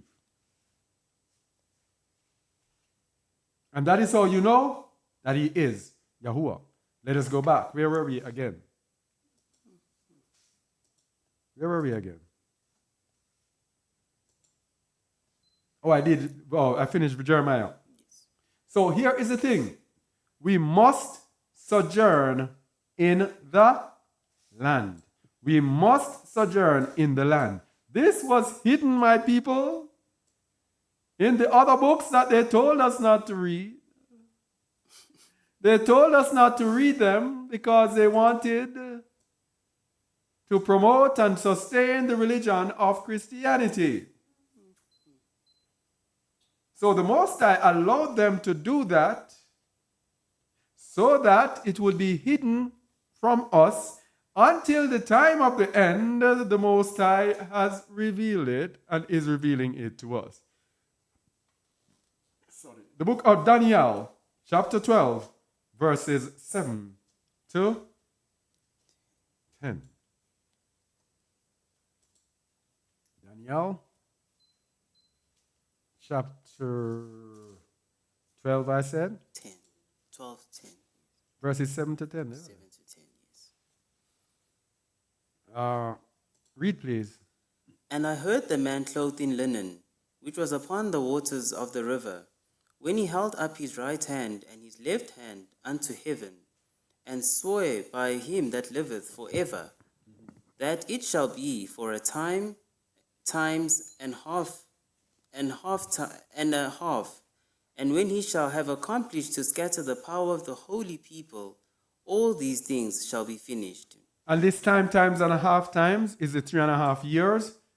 And if we can go back to the book of Revelation, chapter 13, we see that 3.5 years again. And we can do a whole lot of matchup and show you that this is the right time. It goes back to the mark of the beast, Revelation 13. And we showed you that the mark of the beast is that thing that you put in your arm and all of those things. We can match it up and show that this is the time. Let's see what happens until the time of the end, which is this time. Verse 8. And I heard, but I understood not. Then said I, O my Allure, what shall be the end of these things? And he said, Go thy way, Daniel, for the words are closed up and sealed till the time of the end. Stop. The words are what? Sealed till the time of the end. What you are watching, people, is the unsealing of these words.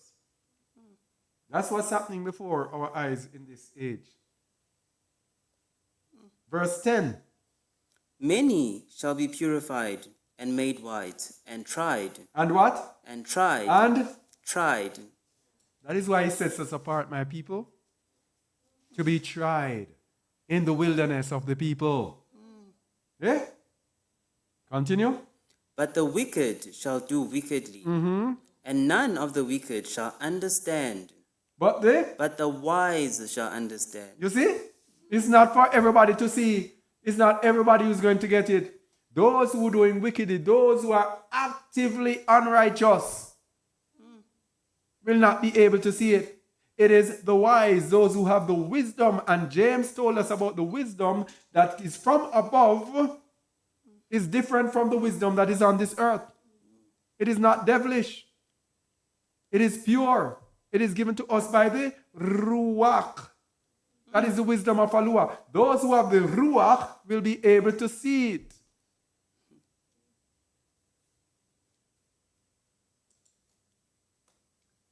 So, 2 Ezra 14 verses 19 to 26 is also going to give us another. Yes, so you can. The Sefer. The Sefer is a bit different. I'll read it. But it's so much. I can read from the screen if that's okay. You can see it on this? Yes. It's okay. 2 Ezra. What? What did I say? 2 Ezra 14 verses 19 to 26.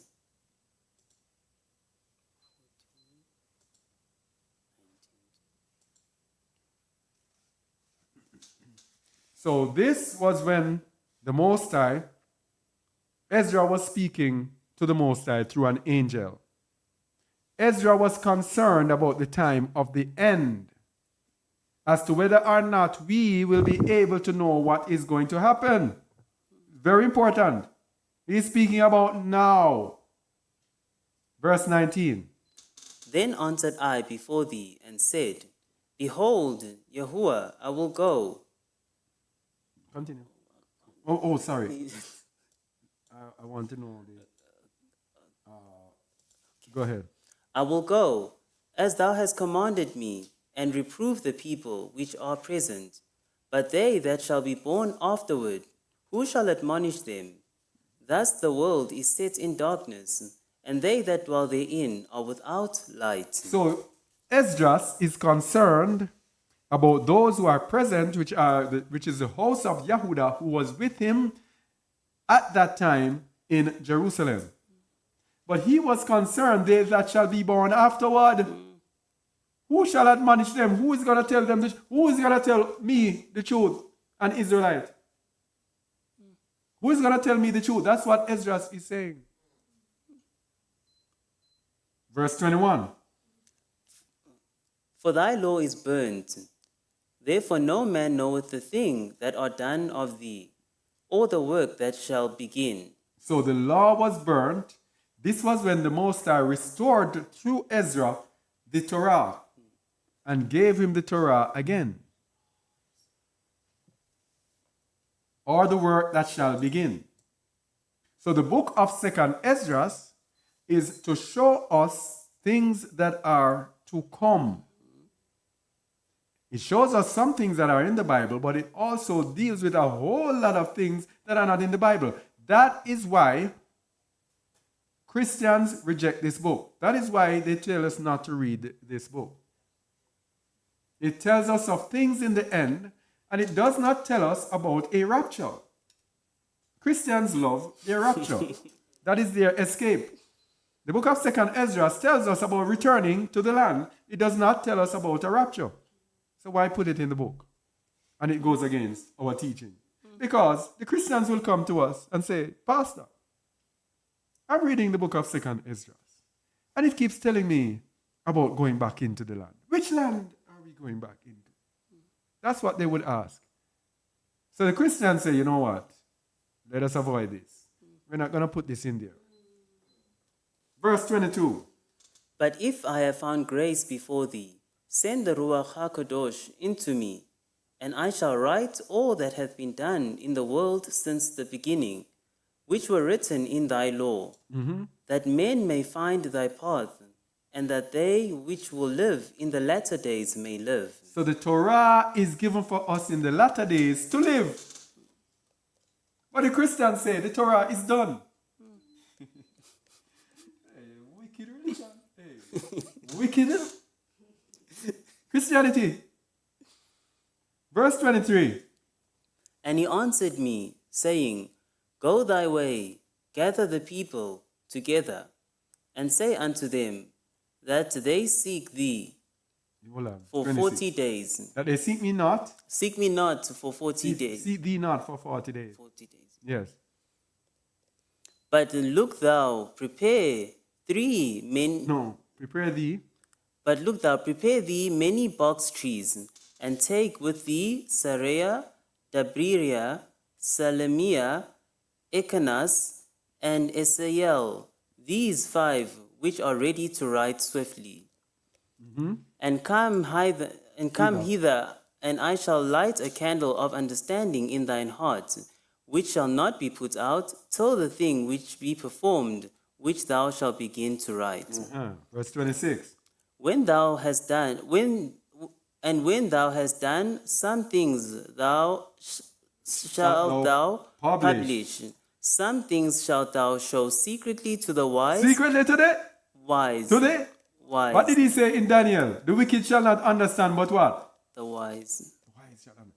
These things are given in the end time to the wise. It's not for everybody. You there who are out there now, maybe even grumbling about fleeing out of the midst of Babylon, saying it is false. It is not for you. You are not wise. Where was I? Tomorrow this hour shalt thou begin to write. When thou hast done, some things shalt thou publish. That's what the Most High did. He allowed the Gentiles to translate the Bible for us.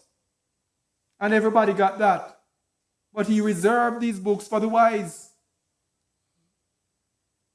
And he said, shalt thou show secretly. It's not for everybody. It's for the wise. Then let me continue now in verse 38 to 48. Let's continue. And the next day, behold, a voice called me, saying, Esdras, open thy mouth and drink that I give thee to drink. Then opened I my mouth, and behold, he reached me a full cup, which was full as it were with water, but the color of it was like fire. Fire. And I took it and drank. And when I had drunk of it, my heart uttered understanding, and wisdom grew in my breast, for my spirit strengthened my memory. Stop there. I'm just going to digress here a little. He opened and drank, and the color of it was like fire. Notice what fire produces? That is why people who are avoiding the fire, avoiding hard times, struggles, persecutions, tribulations, they cannot get understanding, they cannot get wisdom, their ruach will not be strengthened. It is the fire that does this. But the color of it was like fire, and I took it and drank. And when I had drunk of it, my heart uttered understanding. So you're in the midst of Babylon, refusing to move, don't want to move. How are you going to get understanding? and wisdom grew in my breast, for my ruach strengthened my memory. Even our memory will be strengthened. And verse 41. And my mouth was opened and shut no more. The highest gave understanding unto the 5 men, and they wrote the wonderful visions of the night that were told, which they knew not. And they sat 40 days, and they wrote in the day, and at night they ate bread. So they worked throughout the day without food, and they ate at night. As for me, I spake in the day, and I beheld not my tongue by night, and I held not my tongue by night. yes, In 40 days they wrote 204 books. in 40 days they wrote. 204 books. Let's see what they did with the 204 books. And it came to pass, when the 40 days were filled, that the highest spake, saying, The first that thou hast written, publish openly. This is like the Bible. Continue.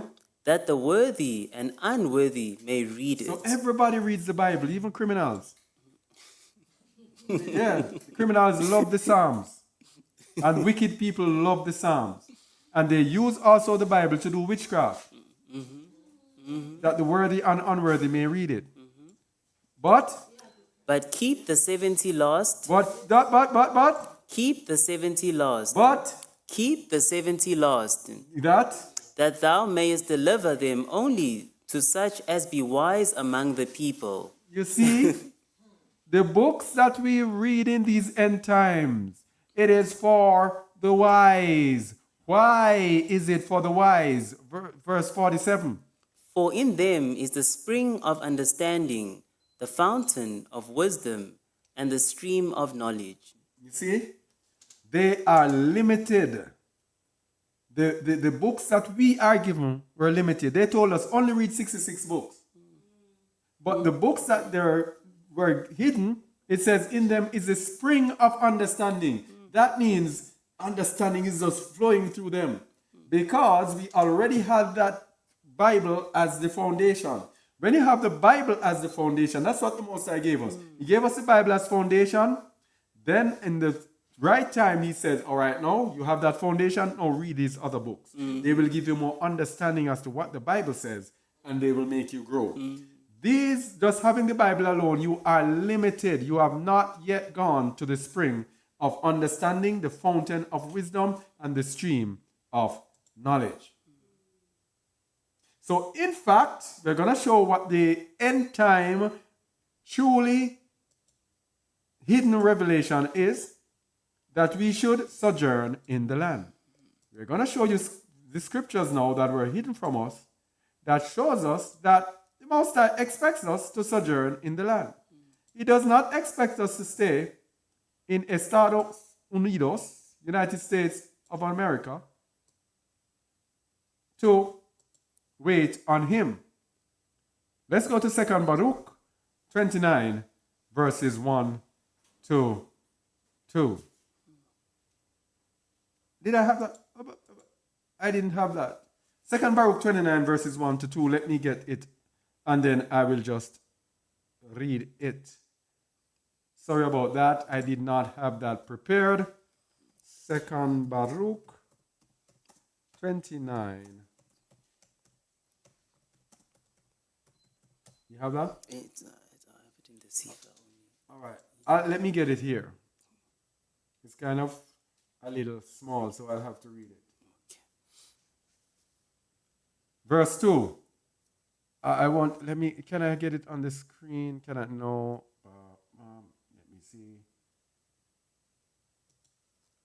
Let me see. Let me try to get it on the screen, please, my people. Could you bear with me, please? Is it not finding on the Sefer? It's in the Sefer? Yeah. 2 Baruch 29, verses 1 to 2. Okay. And he answered and said unto me, Whatsoever will then befall will befall the whole earth. Wherefore, all who live will experience them. So what he's speaking about, he's speaking about great tribulation in the end time. Great tribulation. He's saying whatever will happen will be upon the whole earth. So no matter where you go, you cannot escape. Therefore, all who live will notice it. You have to go to where the Most High tells you to go, and He will protect you. Verse 2. For at that time I will protect only those who are found in those selfsame days in this land. Hey. You see, these things were hidden. I will only protect those found in this land. Only. So you stay over there in Babylon, USA. You see? And Babylon, Jamaica. And Babylon, wherever. Antigua. Babylon, France. Babylon, Canada. Babylon, United Kingdom. Yeah, you stay there, you house of Judah. You stay there. You children of Yasharal. You stay there.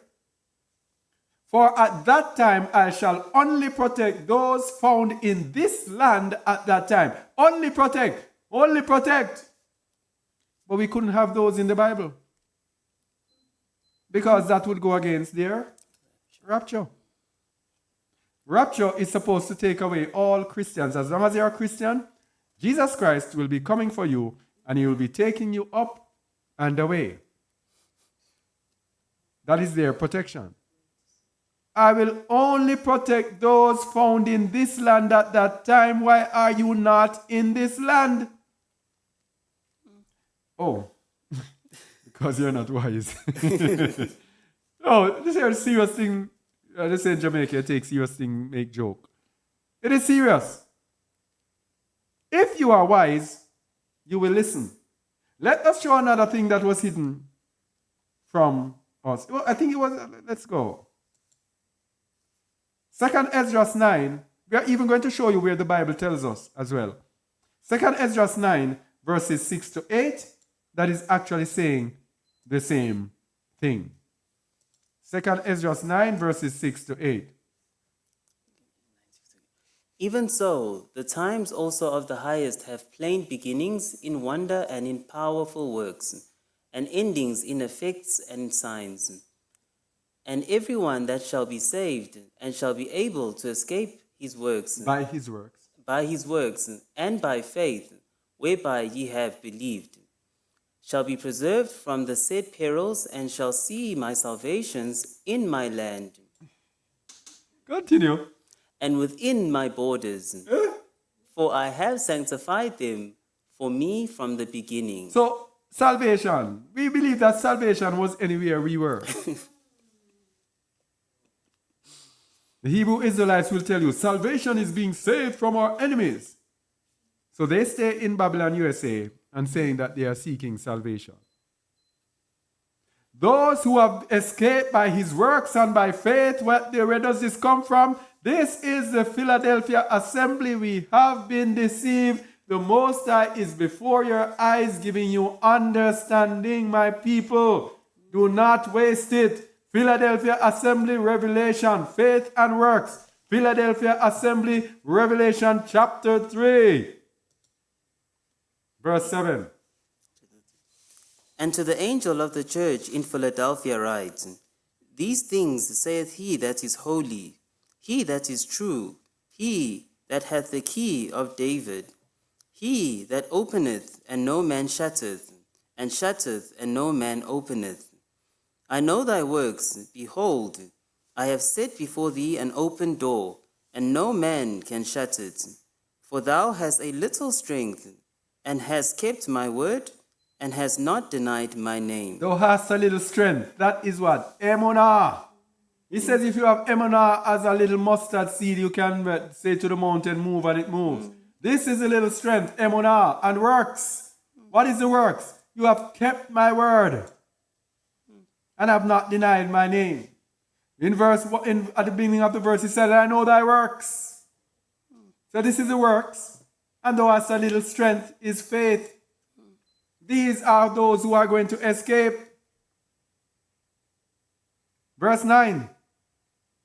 verse 9. Behold, I will make them of the synagogue of Satan, which say they are Jews, and are not, but do lie.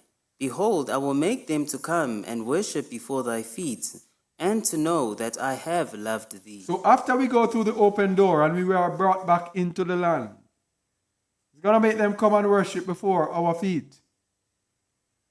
Verse 10 shows us who are rewarded, who will be able to escape what is coming upon the earth. As it says in the book of 2nd Esdras that we were just reading. Read verse 10, please. Because thou hast kept the word of my patience, I also will keep thee from the hour of temptation, which shall come upon all the world, to try them that dwell upon the earth. So it's a chosen people who are going to escape the tribulation that is coming upon the earth, that will not be given up to the sword, that will not be given up to the pestilence, that will not be given up to the famine. Go back. 2nd Esdras 9. Everyone that shall be saved and shall be able to escape by his works and by faith the Philadelphia assembly shall be preserved from the said perils, great tribulation, the temptation that is coming upon the earth, and shall see salvation in my land and within my borders. For I have sanctified them from me from the beginning. So these people have been set apart from the beginning. So we are only speaking to those who are set apart that they will hear. Who have an ear to hear, they will hear. Yes? Shall see salvation in my land and within my borders. So the faith and works will be to hear these words and to do them. He tells you where to go, and he said, okay, I'm going. And then you grow from what? Faith to faith. Very simple. Now let's go to, where are we? 9, 6 to 8. 2nd Ezra 13, 47 to 50. We are giving you evidence, people, that you need to be in the land. 2nd Ezra 13, 47 to 50.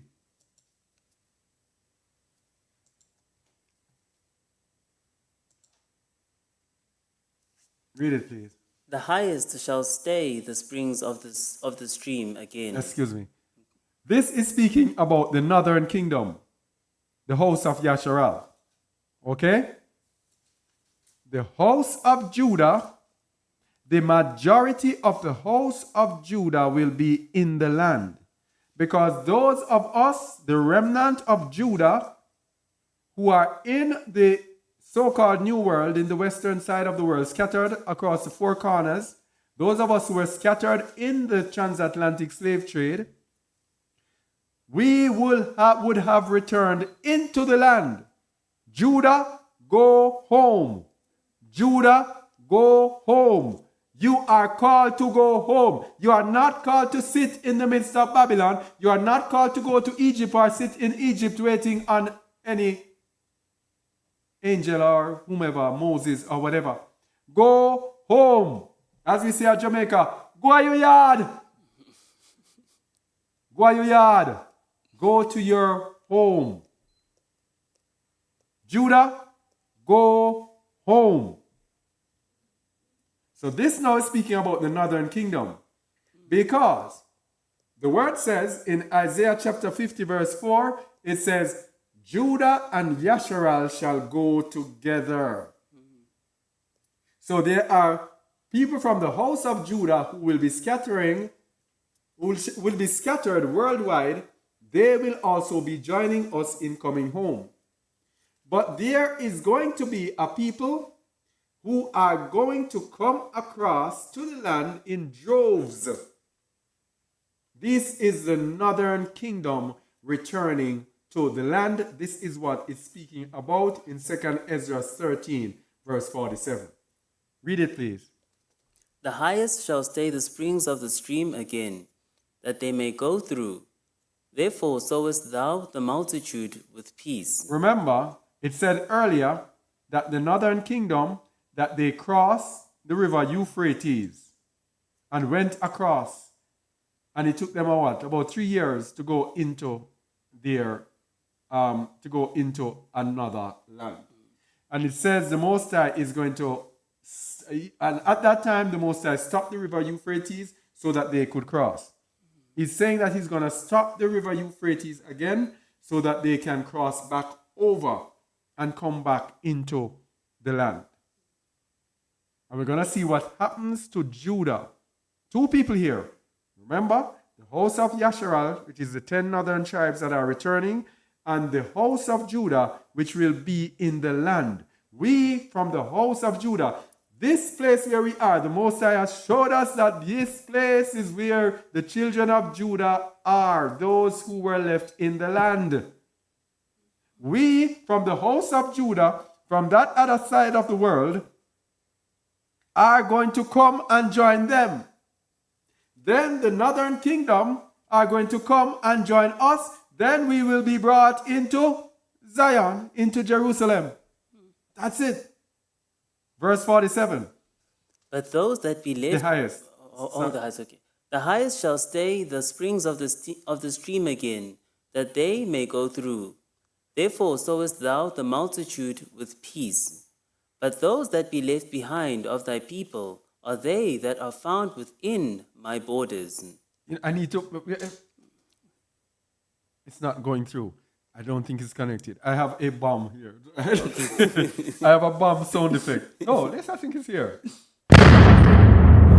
Yes. I forgot that I have it. I have this sound effect. Yes? That's the bomb. Read 48 again. But those that be left behind of my people... Of thy people. Of thy people. Which is the house of Judah. 47 is about the house of Yashar, the 10 northern tribes. 48 is about the 2.5 southern tribes. 48.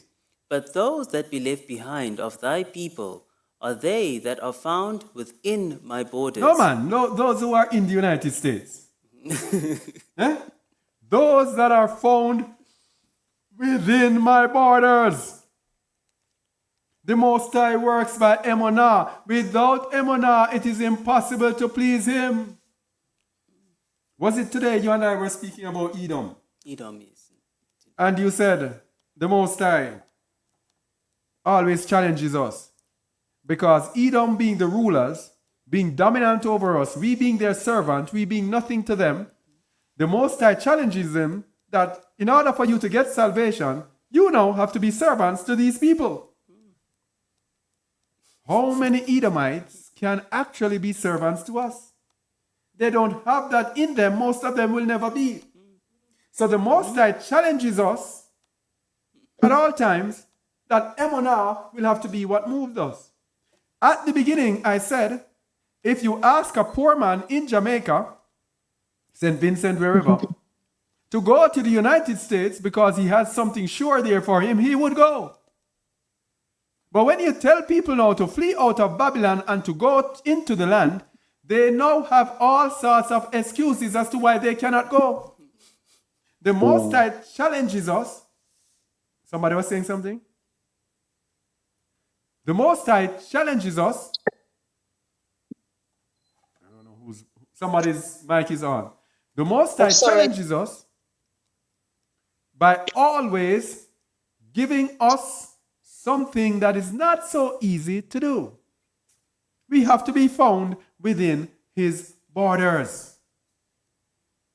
We have to be found within His borders. Read 48 again. But those that be left behind of thy people are they that are found within my borders. Within my borders. And what does this have to do with Hamashiach? Because they have the concept that Hamashiach is going to come and eventually this and they're going to rise up. This has to happen before Hamashiach comes. So for us to see Hamashiach, we have to be in the land. Judah, you have to be in the land. That's what the word says. It's not me. So you can hit on me, but the word says it. Because verse 49 says, Now, when he destroyeth the multitude of the nations that are gathered together, he shall defend his people that remain. You see what's happening? He's going to destroy the nations that are gathered together. But his people would have known and have the foresight and insight to go into the land. His people will be protected in the land through the foresight and the power of Yahuwah. But we will be working to destroy the nations. We will not be a part of it. We will not be there. We will be protected in the land. Then, no, when he's finished with them, then he's going to turn to his people. And then what's going to happen? And then shall he show them great wonders. That's it. So you have to be in the land. Now, there are people who are going to say, well, you're using all those other books. What about the Bible? We looked at it the last time. Jeremiah 31, verses 15 to 17, the Bible concurs. Jeremiah 31, verses, what did I say, 15 to 17? 15 to 17. All these things were hidden, my people. They were not for that time. They are for now. They are for a time such as this. Verse 15. Thus saith Yahuwah, a voice was heard in Ramah, lamentations and bitter weeping. Rahel weeping for her children, refused to be comforted for her children, because they were not. That Rahel there is Rachel, or Rachel, as they say in English. All right, so this is the Rachel weeping for her children is the house of Yasharal and the house of Judah, often refers to as the whole house of Yasharal. Verse 16. Thus saith Yahuwah, refrain thy voice from weeping, and thine eyes from tears, for thy work shall be rewarded, saith Yahuwah. And they shall come again from the land of the enemy. That's us. And what is the hope? Verse 17. And there is hope in thine end, saith Yahuwah, that thy children shall come again to their own border. To their own border. What did he say in Ezra? He will only protect those who fall in his land. What did he say in Ezra? That Hamashiach, that the children of Yehudah that are protected will be those that are found within his borders. Judah, go home. Where you yard? Go to your home. Go home. You're sitting there in the land of your captivity, in the land of Babylon. Yes, you're sitting there waiting on the Most High to come deliver you. Yeah? Judah, go home. Go home. 2 Ezra 12, verses 31 to 38, be not done. And then now what they usually do, they come up with some verses that appear to be sounding like, okay, we can stay where we are. You have been deceived. You have no idea as to the Bible and how the Bible works. Yeah? The Bible is there that anything you want from it, you can get it. Anything you want, you can get. Anything you want out of it, you can get it. Anything you want to believe, the Bible is there. But there is truth that the Most High shows without a doubt. You have to know those people who are seeking truth. I am not seeking anything out of this or to justify anything. I just obey the Most High and I just hear from Him. And what I hear, I speak. That's it. I am not in this for gain.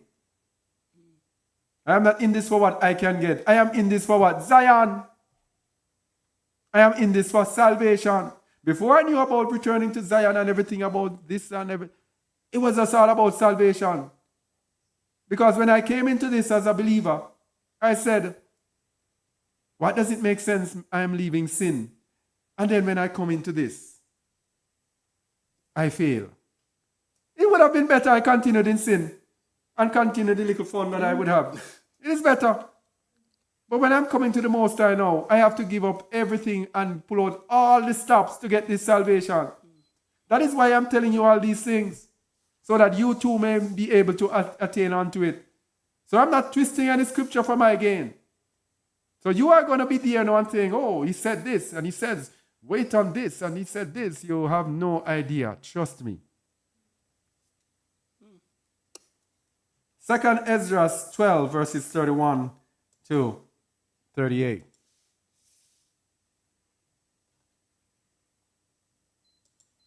Ezra was the one who asked for us. He asked the Most High, what is going to happen to them? The Most High gave him, tell him this is what is going to happen to them. But he made them hide it and say, these are not books that you should read. 2nd Ezra 12:31. And the lion whom thou sawest rising up out of the wood, and roaring, and speaking to the eagle, and rebuking her from her unrighteousness, For her unrighteousness, with all the words which thou hast heard. This is the anointed, which the highest hath kept from them, and for them, and for their wickedness, unto the end. He shall reprove them, and shall upbraid them with their cruelty. This is the Messiah. Let's see what is going to come out of this thing about the Messiah. Verse 33. For he shall set them before him alive in judgment, and shall rebuke them and correct them. Verse 34. For the rest of my people This is the house of Judah. shall he deliver with mercy those that have been pressed upon my borders. Oh boy, again. The people he is delivering are those that are pressed upon my borders. Those that are pressed upon my borders are those who are diligently seeking out to return to the land. And what will happen with them? And he shall make them joyful until the coming of the day of judgment. Wherefore I have spoken unto thee from the beginning. He shall make them joyful until the coming of the day of judgment. This is a 1,000-year reign. It will be those who go into the land. The Most High says, if you believe in me, if you trust in me, leave Babylon. Go into the land. What the Most High is doing with us, the house of Judah, is to send us back into the land. He woke us up first. He woke us up before the house of Judah in this land. Our task now, coming from that land, having awakened, is to come and awaken our brothers and sisters who are here, who had remained in the land, and who went through their form of slavery, which is apartheid. They call it apartheid over that side of the world. They went through their version of slavery. We now have to awaken them. This is why you went through this. It's because of who you are. It is because of the wickedness of you and your forefathers. The Most High put this upon us. So we come here and we awaken our brothers. And when we are awakened, that is when the house of Judah will be awakened. That is now when the house of Yasharal will return. And that is when they will have to, Babylon will have to send us and allow us to go into the land.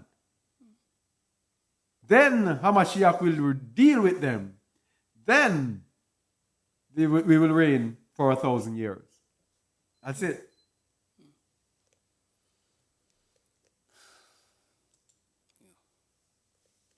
But there's another part to it, and I think, what time is this now? We have been on 2:43. Oh, we cannot do this because takes too long. There's another side to it about the gathering, about how we can and cannot be gathered. That is another side. We will not go any further into this. I think this is enough to get us to start thinking. All right? Yes.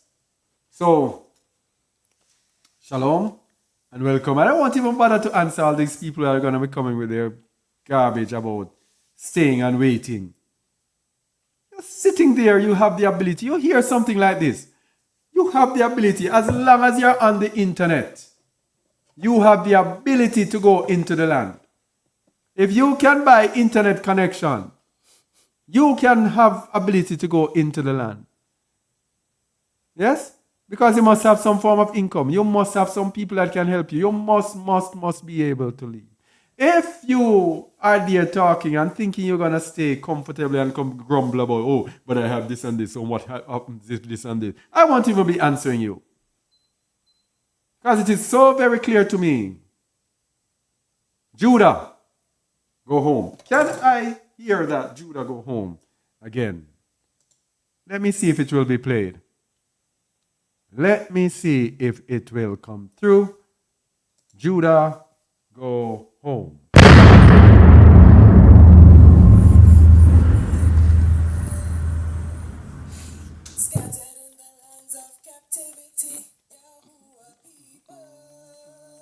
It's not going through. From the midst of captivity, wake up your people. 1, 2, 3. Scattered in the lands of captivity, Yahuwah people. Flee from the midst Oh, I see why it's not coming through. Oh, I see why it's not coming through. Now I got it. Let me change the output. Sorry about that. I want to play this song so bad because it is so relevant to. This is a problem here. This is a problem. I got it. Put this back. All right, let me try again. Wake up your people. Scattered in the lands of captivity, Yahuwah people. Flee from the midst of captivity. Wake up, your people. Scattered in the lands of captivity, Yahuwah people. Flee from the midst of captivity. Judah, go home. Judah, go home. Time to return to the land of your fathers. Judah, go home. Thank you, Judah, Anaba. go home. Take up the covenant, the bond of the covenant, safe in the covenant. With your Alua, Judah, go home. Judah, go home. Time to return to the land of your fathers. Judah, go home. Judah, go home. Take up the covenant, the bond of the covenant, safe in the covenant with your Alua. Aren't you tired of Babylon slavery, drunk with the wine of riches and sin, choosing the lies of wood and stone, never satisfied, it's chaos alone. Touch not the unclean and be set apart. Gather yourselves and make a new start. O remnant of Yahshua, I'll come from the north. Now is the time, make the wise choice. Judah, go home. Judah, go home. Time to return to the land of your fathers. Judah, go home. Judah, go home. Take up the covenant, the bond of the covenant, safe in the covenant with your Alua.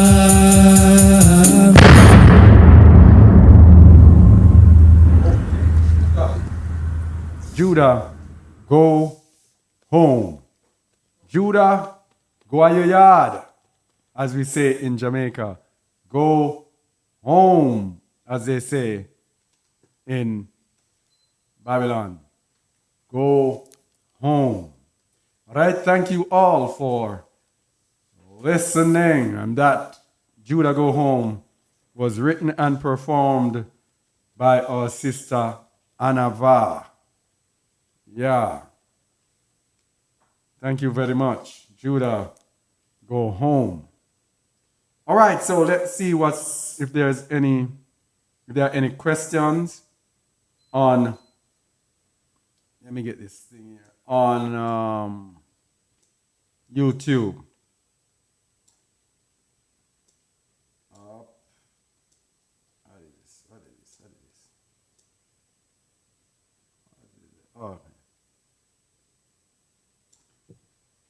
Oh. YouTube is frozen. Okay, sorry about that. Working good now. Okay.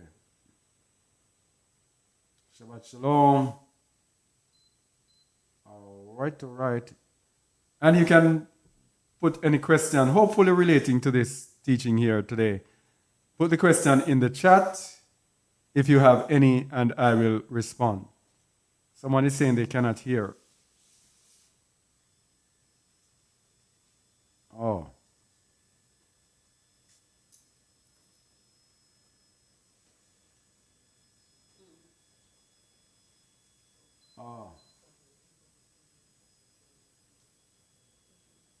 Baba. Is there anyone from San Diego? Yeah, Baba. Righteousness is what you do. Holiness is who you are. Oh, Laron was just repeating.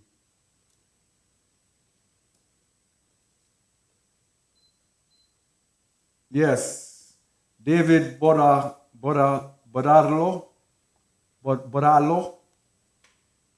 was saying this emet must be understood to know where you are in Emunah. Yeah. Someone is putting this thing about divorce. I am not a divorce expert when it comes to this scripture thing here. But because I just mentioned divorce in the last teaching, and people have been pouring out these divorce things on me.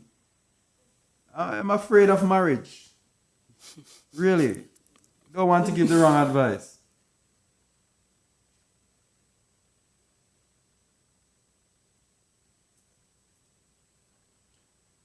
I've been married 2 times. Didn't know the severity of the sin. Can we be saved? Also, do we need to separate? Probably, hopefully, somebody remind me to come back to this question. I'm looking for a question that has to do with this thing here, because this is so important. Not that marriage isn't important, but remind me to come back to it, please.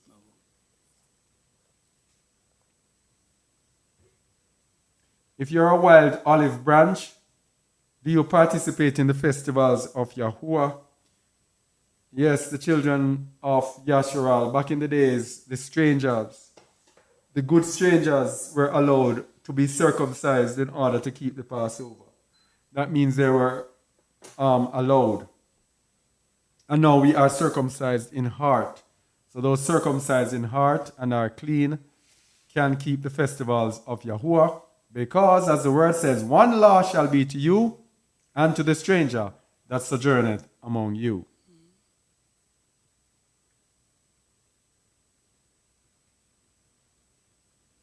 Yeah. Oh, my sister Marlenia. Preach to those who will hear or forbear, as the old dancehall song said. This is a Jamaican thing.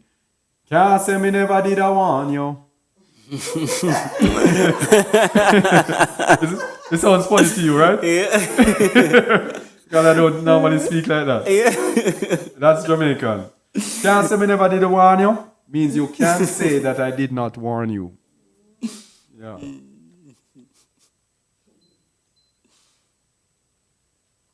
All right, so this song, it was low. I don't understand this thing. Oh, the song was low, sorry. Someone says, is following you a requirement of belonging to your assembly? I would appreciate an example of how you deal with differences of practice and thought within your assembly. There is no difference of practice or thought. That is confusion. That is what Satan wants. When you are together, you have to be of what? One accord, one mind, one heart, one soul, one order. Nothing, no. They think this is Christianity, where people have arguments and then people break off and they start off another assembly. No, Lexa Bloxley. Oh, no way. Differences of practice and thought. That is Christianity. That is not the way. One heart, one soul, one mind. Yes? And we do not force it on people. We teach so people can get the understanding. And if people have differences, for example, to me, you bring your differences and we see what the scripture says so that at the end of the day, we are on one heart, one mind. Okay? Is following you a requirement of belonging to your assembly? As you can see, many people have been following us for years. But to be a part of our assembly is not international, it is somewhere. But to be a part of our assembly, it's not easy 1, 2, 3. I want to be a part of assembly and then you're accepted in. No longer is it like that. It was like that once. And then we saw the error of it. Okay?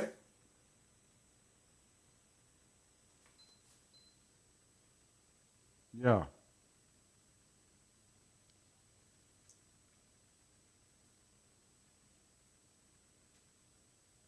All right.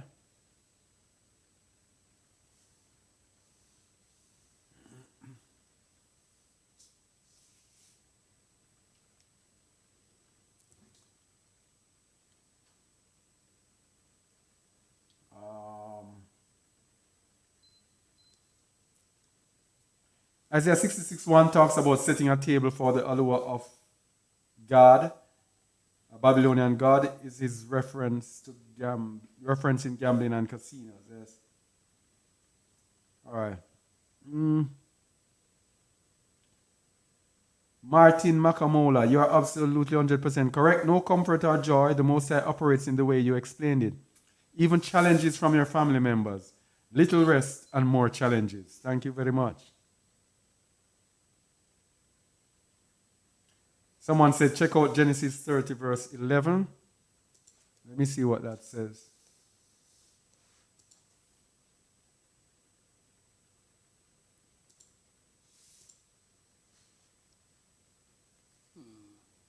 Oh. And Leah said, a troop cometh, and he called his name God. All right, I don't know what that is in relation to.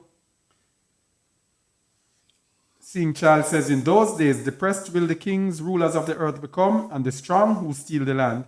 For on the day of their anguish and affliction, they'll not be able to save themselves. Enoch 48:8. Spring, fountain, and stream are all about water or ruach. Our ruach will blend with ruach hakadosh. That is so true, Michael.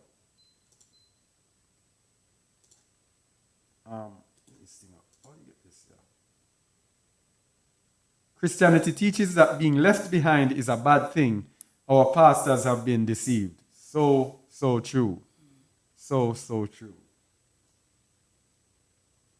The chosen people of Yahuwah inherit the land, not taken away. So be it. Somebody said, go on to your yard. Yeah. Remember those days? People used to run us home. And we misbehave. Go here.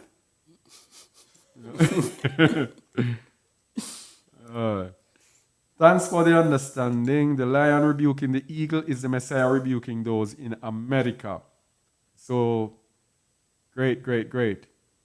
Michael, where are we? Okay. Where are we? Yeah. Is there anything in scripture that talks about being married and using condoms, okay or wrong? You're using condoms is an abomination unto Yahuwah. He said, be fruitful and multiply. And when and Onan, they withdrew while having intercourse, the Most High slew them. The Most High always does things as examples unto us. He will not do that again because he has already given us those examples and he uses them as examples. If we don't follow them, those people are going to judge us in the end time. So if pulling out is a sin, what about blocking the sperm from actually going in? Sperm, within the sperm is the life trying to connect with the egg to create the life of Yahuwah. You are blocking that sperm from actually accessing the egg so that the life of Yahuwah can be born through the union of the sperm and the egg. in which the Most High now will give them that little thing, his ruach, to come into the world. So you're actually blocking the Most High's ruach that he is going to give from coming on this earth. That is an abomination. That is evil, evil, evil. And any believer that is using condom, if you have not looked into your mind, something is wrong. If the Most High wanted us to use condom, he would have made provision for us, some way, somehow, to have a way of blocking it while we're doing it. He said, be fruitful and multiply. And sex is not for pleasure. The reason you are using condom, it is because you're doing it for pleasure, for your own lusts and desires to satisfy it. And so you're blocking it so you can have your own pleasure at the expense of restricting life. You're no different from me, who was involved in abortions.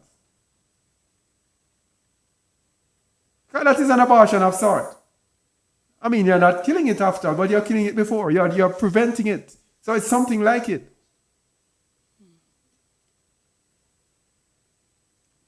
Anyway.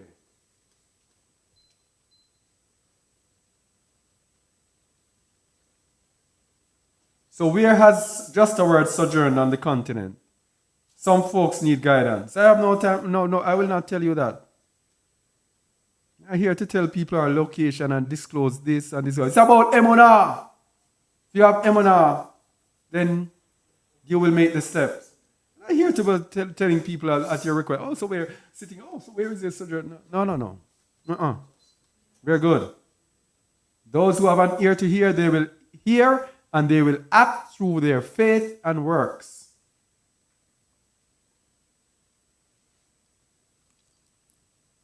All right. Shabbat Shalom, Christine Barbeau.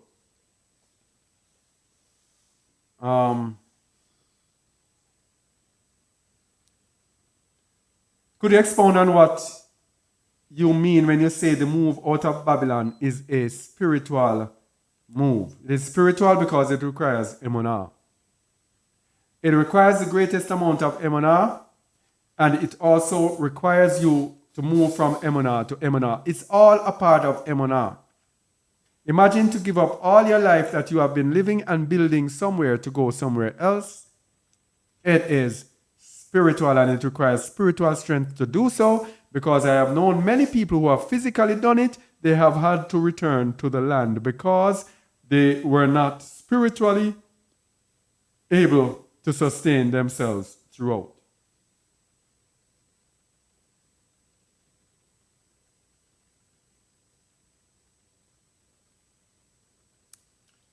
There are challenges to flee Babylon. Is it fair to ask Kazakh to relocate back to what part of Africa or to what area to leave America?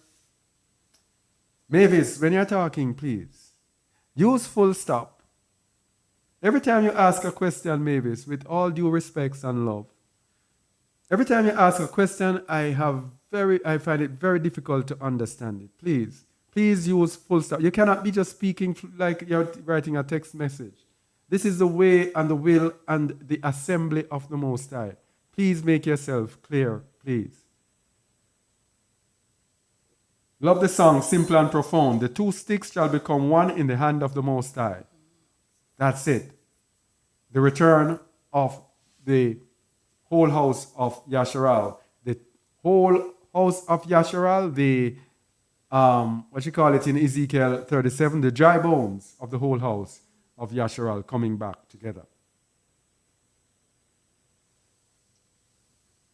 Thank you for the wonderful teaching, brother. I want to go home so I can sojourn among his people and do my part in the kingdom. He has perfect order. I want to be in his order. All praises to the Most High. Shabbat Shalom, family. Which part of South Africa are you in? As if I was going to tell you. Why should I tell you where I am? Where should I tell you where we are? I am in Pretoria. Oh, no, I see. I apologize. I retract that. I'm in Pretoria. Would love to join the assembly. All right, so here is, I thought it was somebody over in the west. Sorry about that. I am going to put the I don't even see somewhere where I can chat. I am going to give you a... How can I do it now? Because... Oh, no. I'm going to give you an email address. Please email me at that address. Then you can contact me. Then I will give you the information. Let me put the address on the screen. It will be on the screen for a while. African Off-Grid Homestead. And then I will take it off. All right, let me put it on the screen.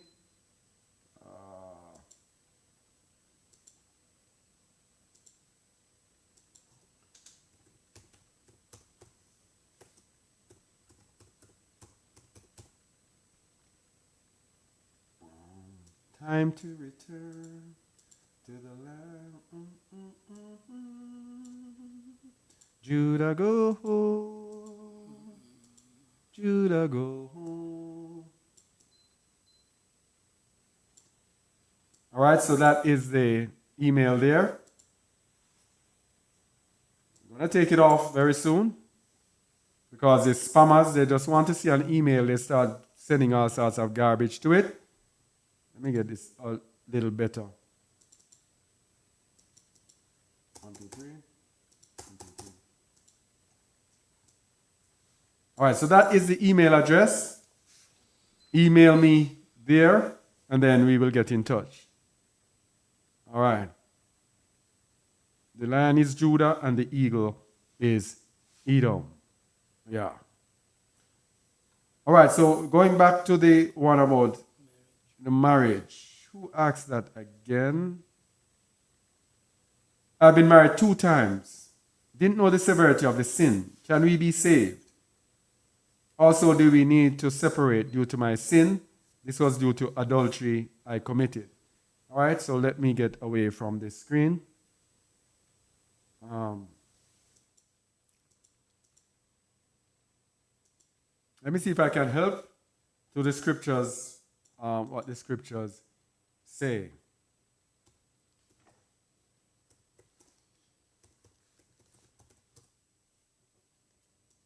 All right, let's go to James chapter 2, verse 13. Shall I read it, please? Oh, sorry. Let me read it.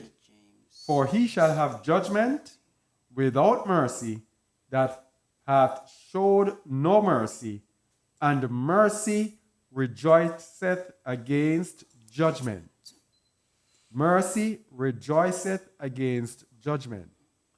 So the Most High's judgment has not been executed on you as yet.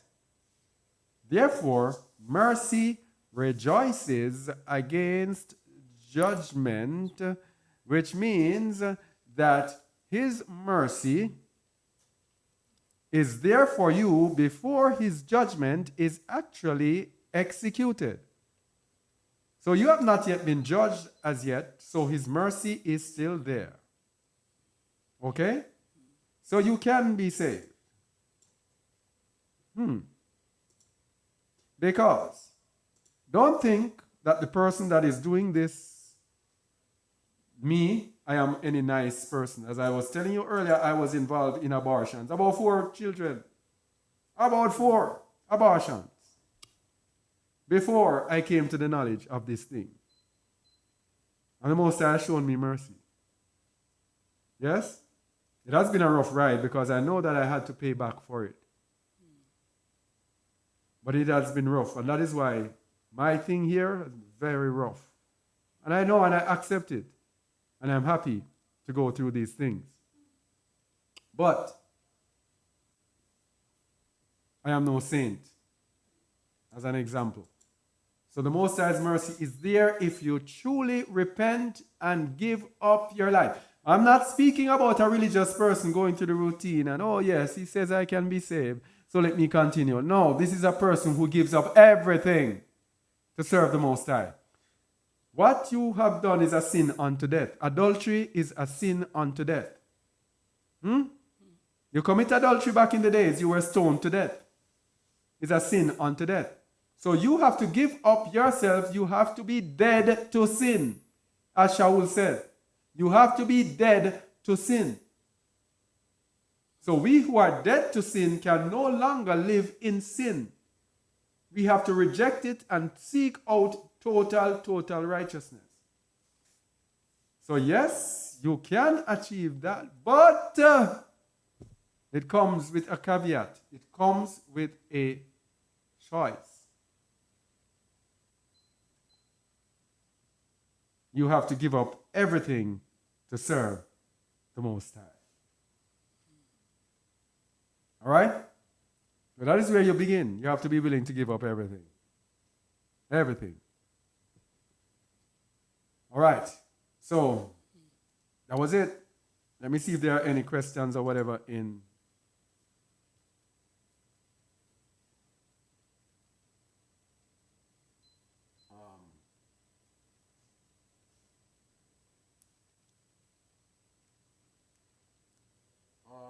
Someone was saying that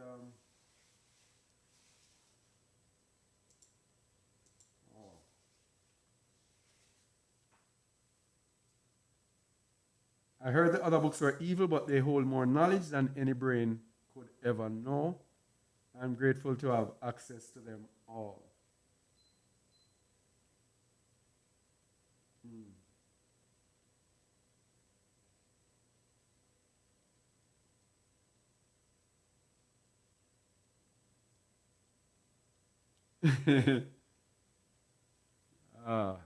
All right, so let me check YouTube if there's, and if there's not anything, we're going to say goodbye to YouTube.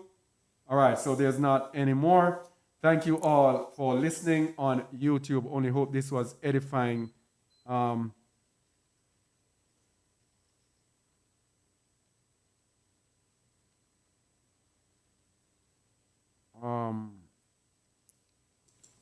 Yeah, let me get this thing off the screen. Yeah. So thank you for watching on YouTube. And on behalf of Refumo here with me, I want to say shalom, shalom, shalom to you all. Shalom, shalom. Shalom, fam.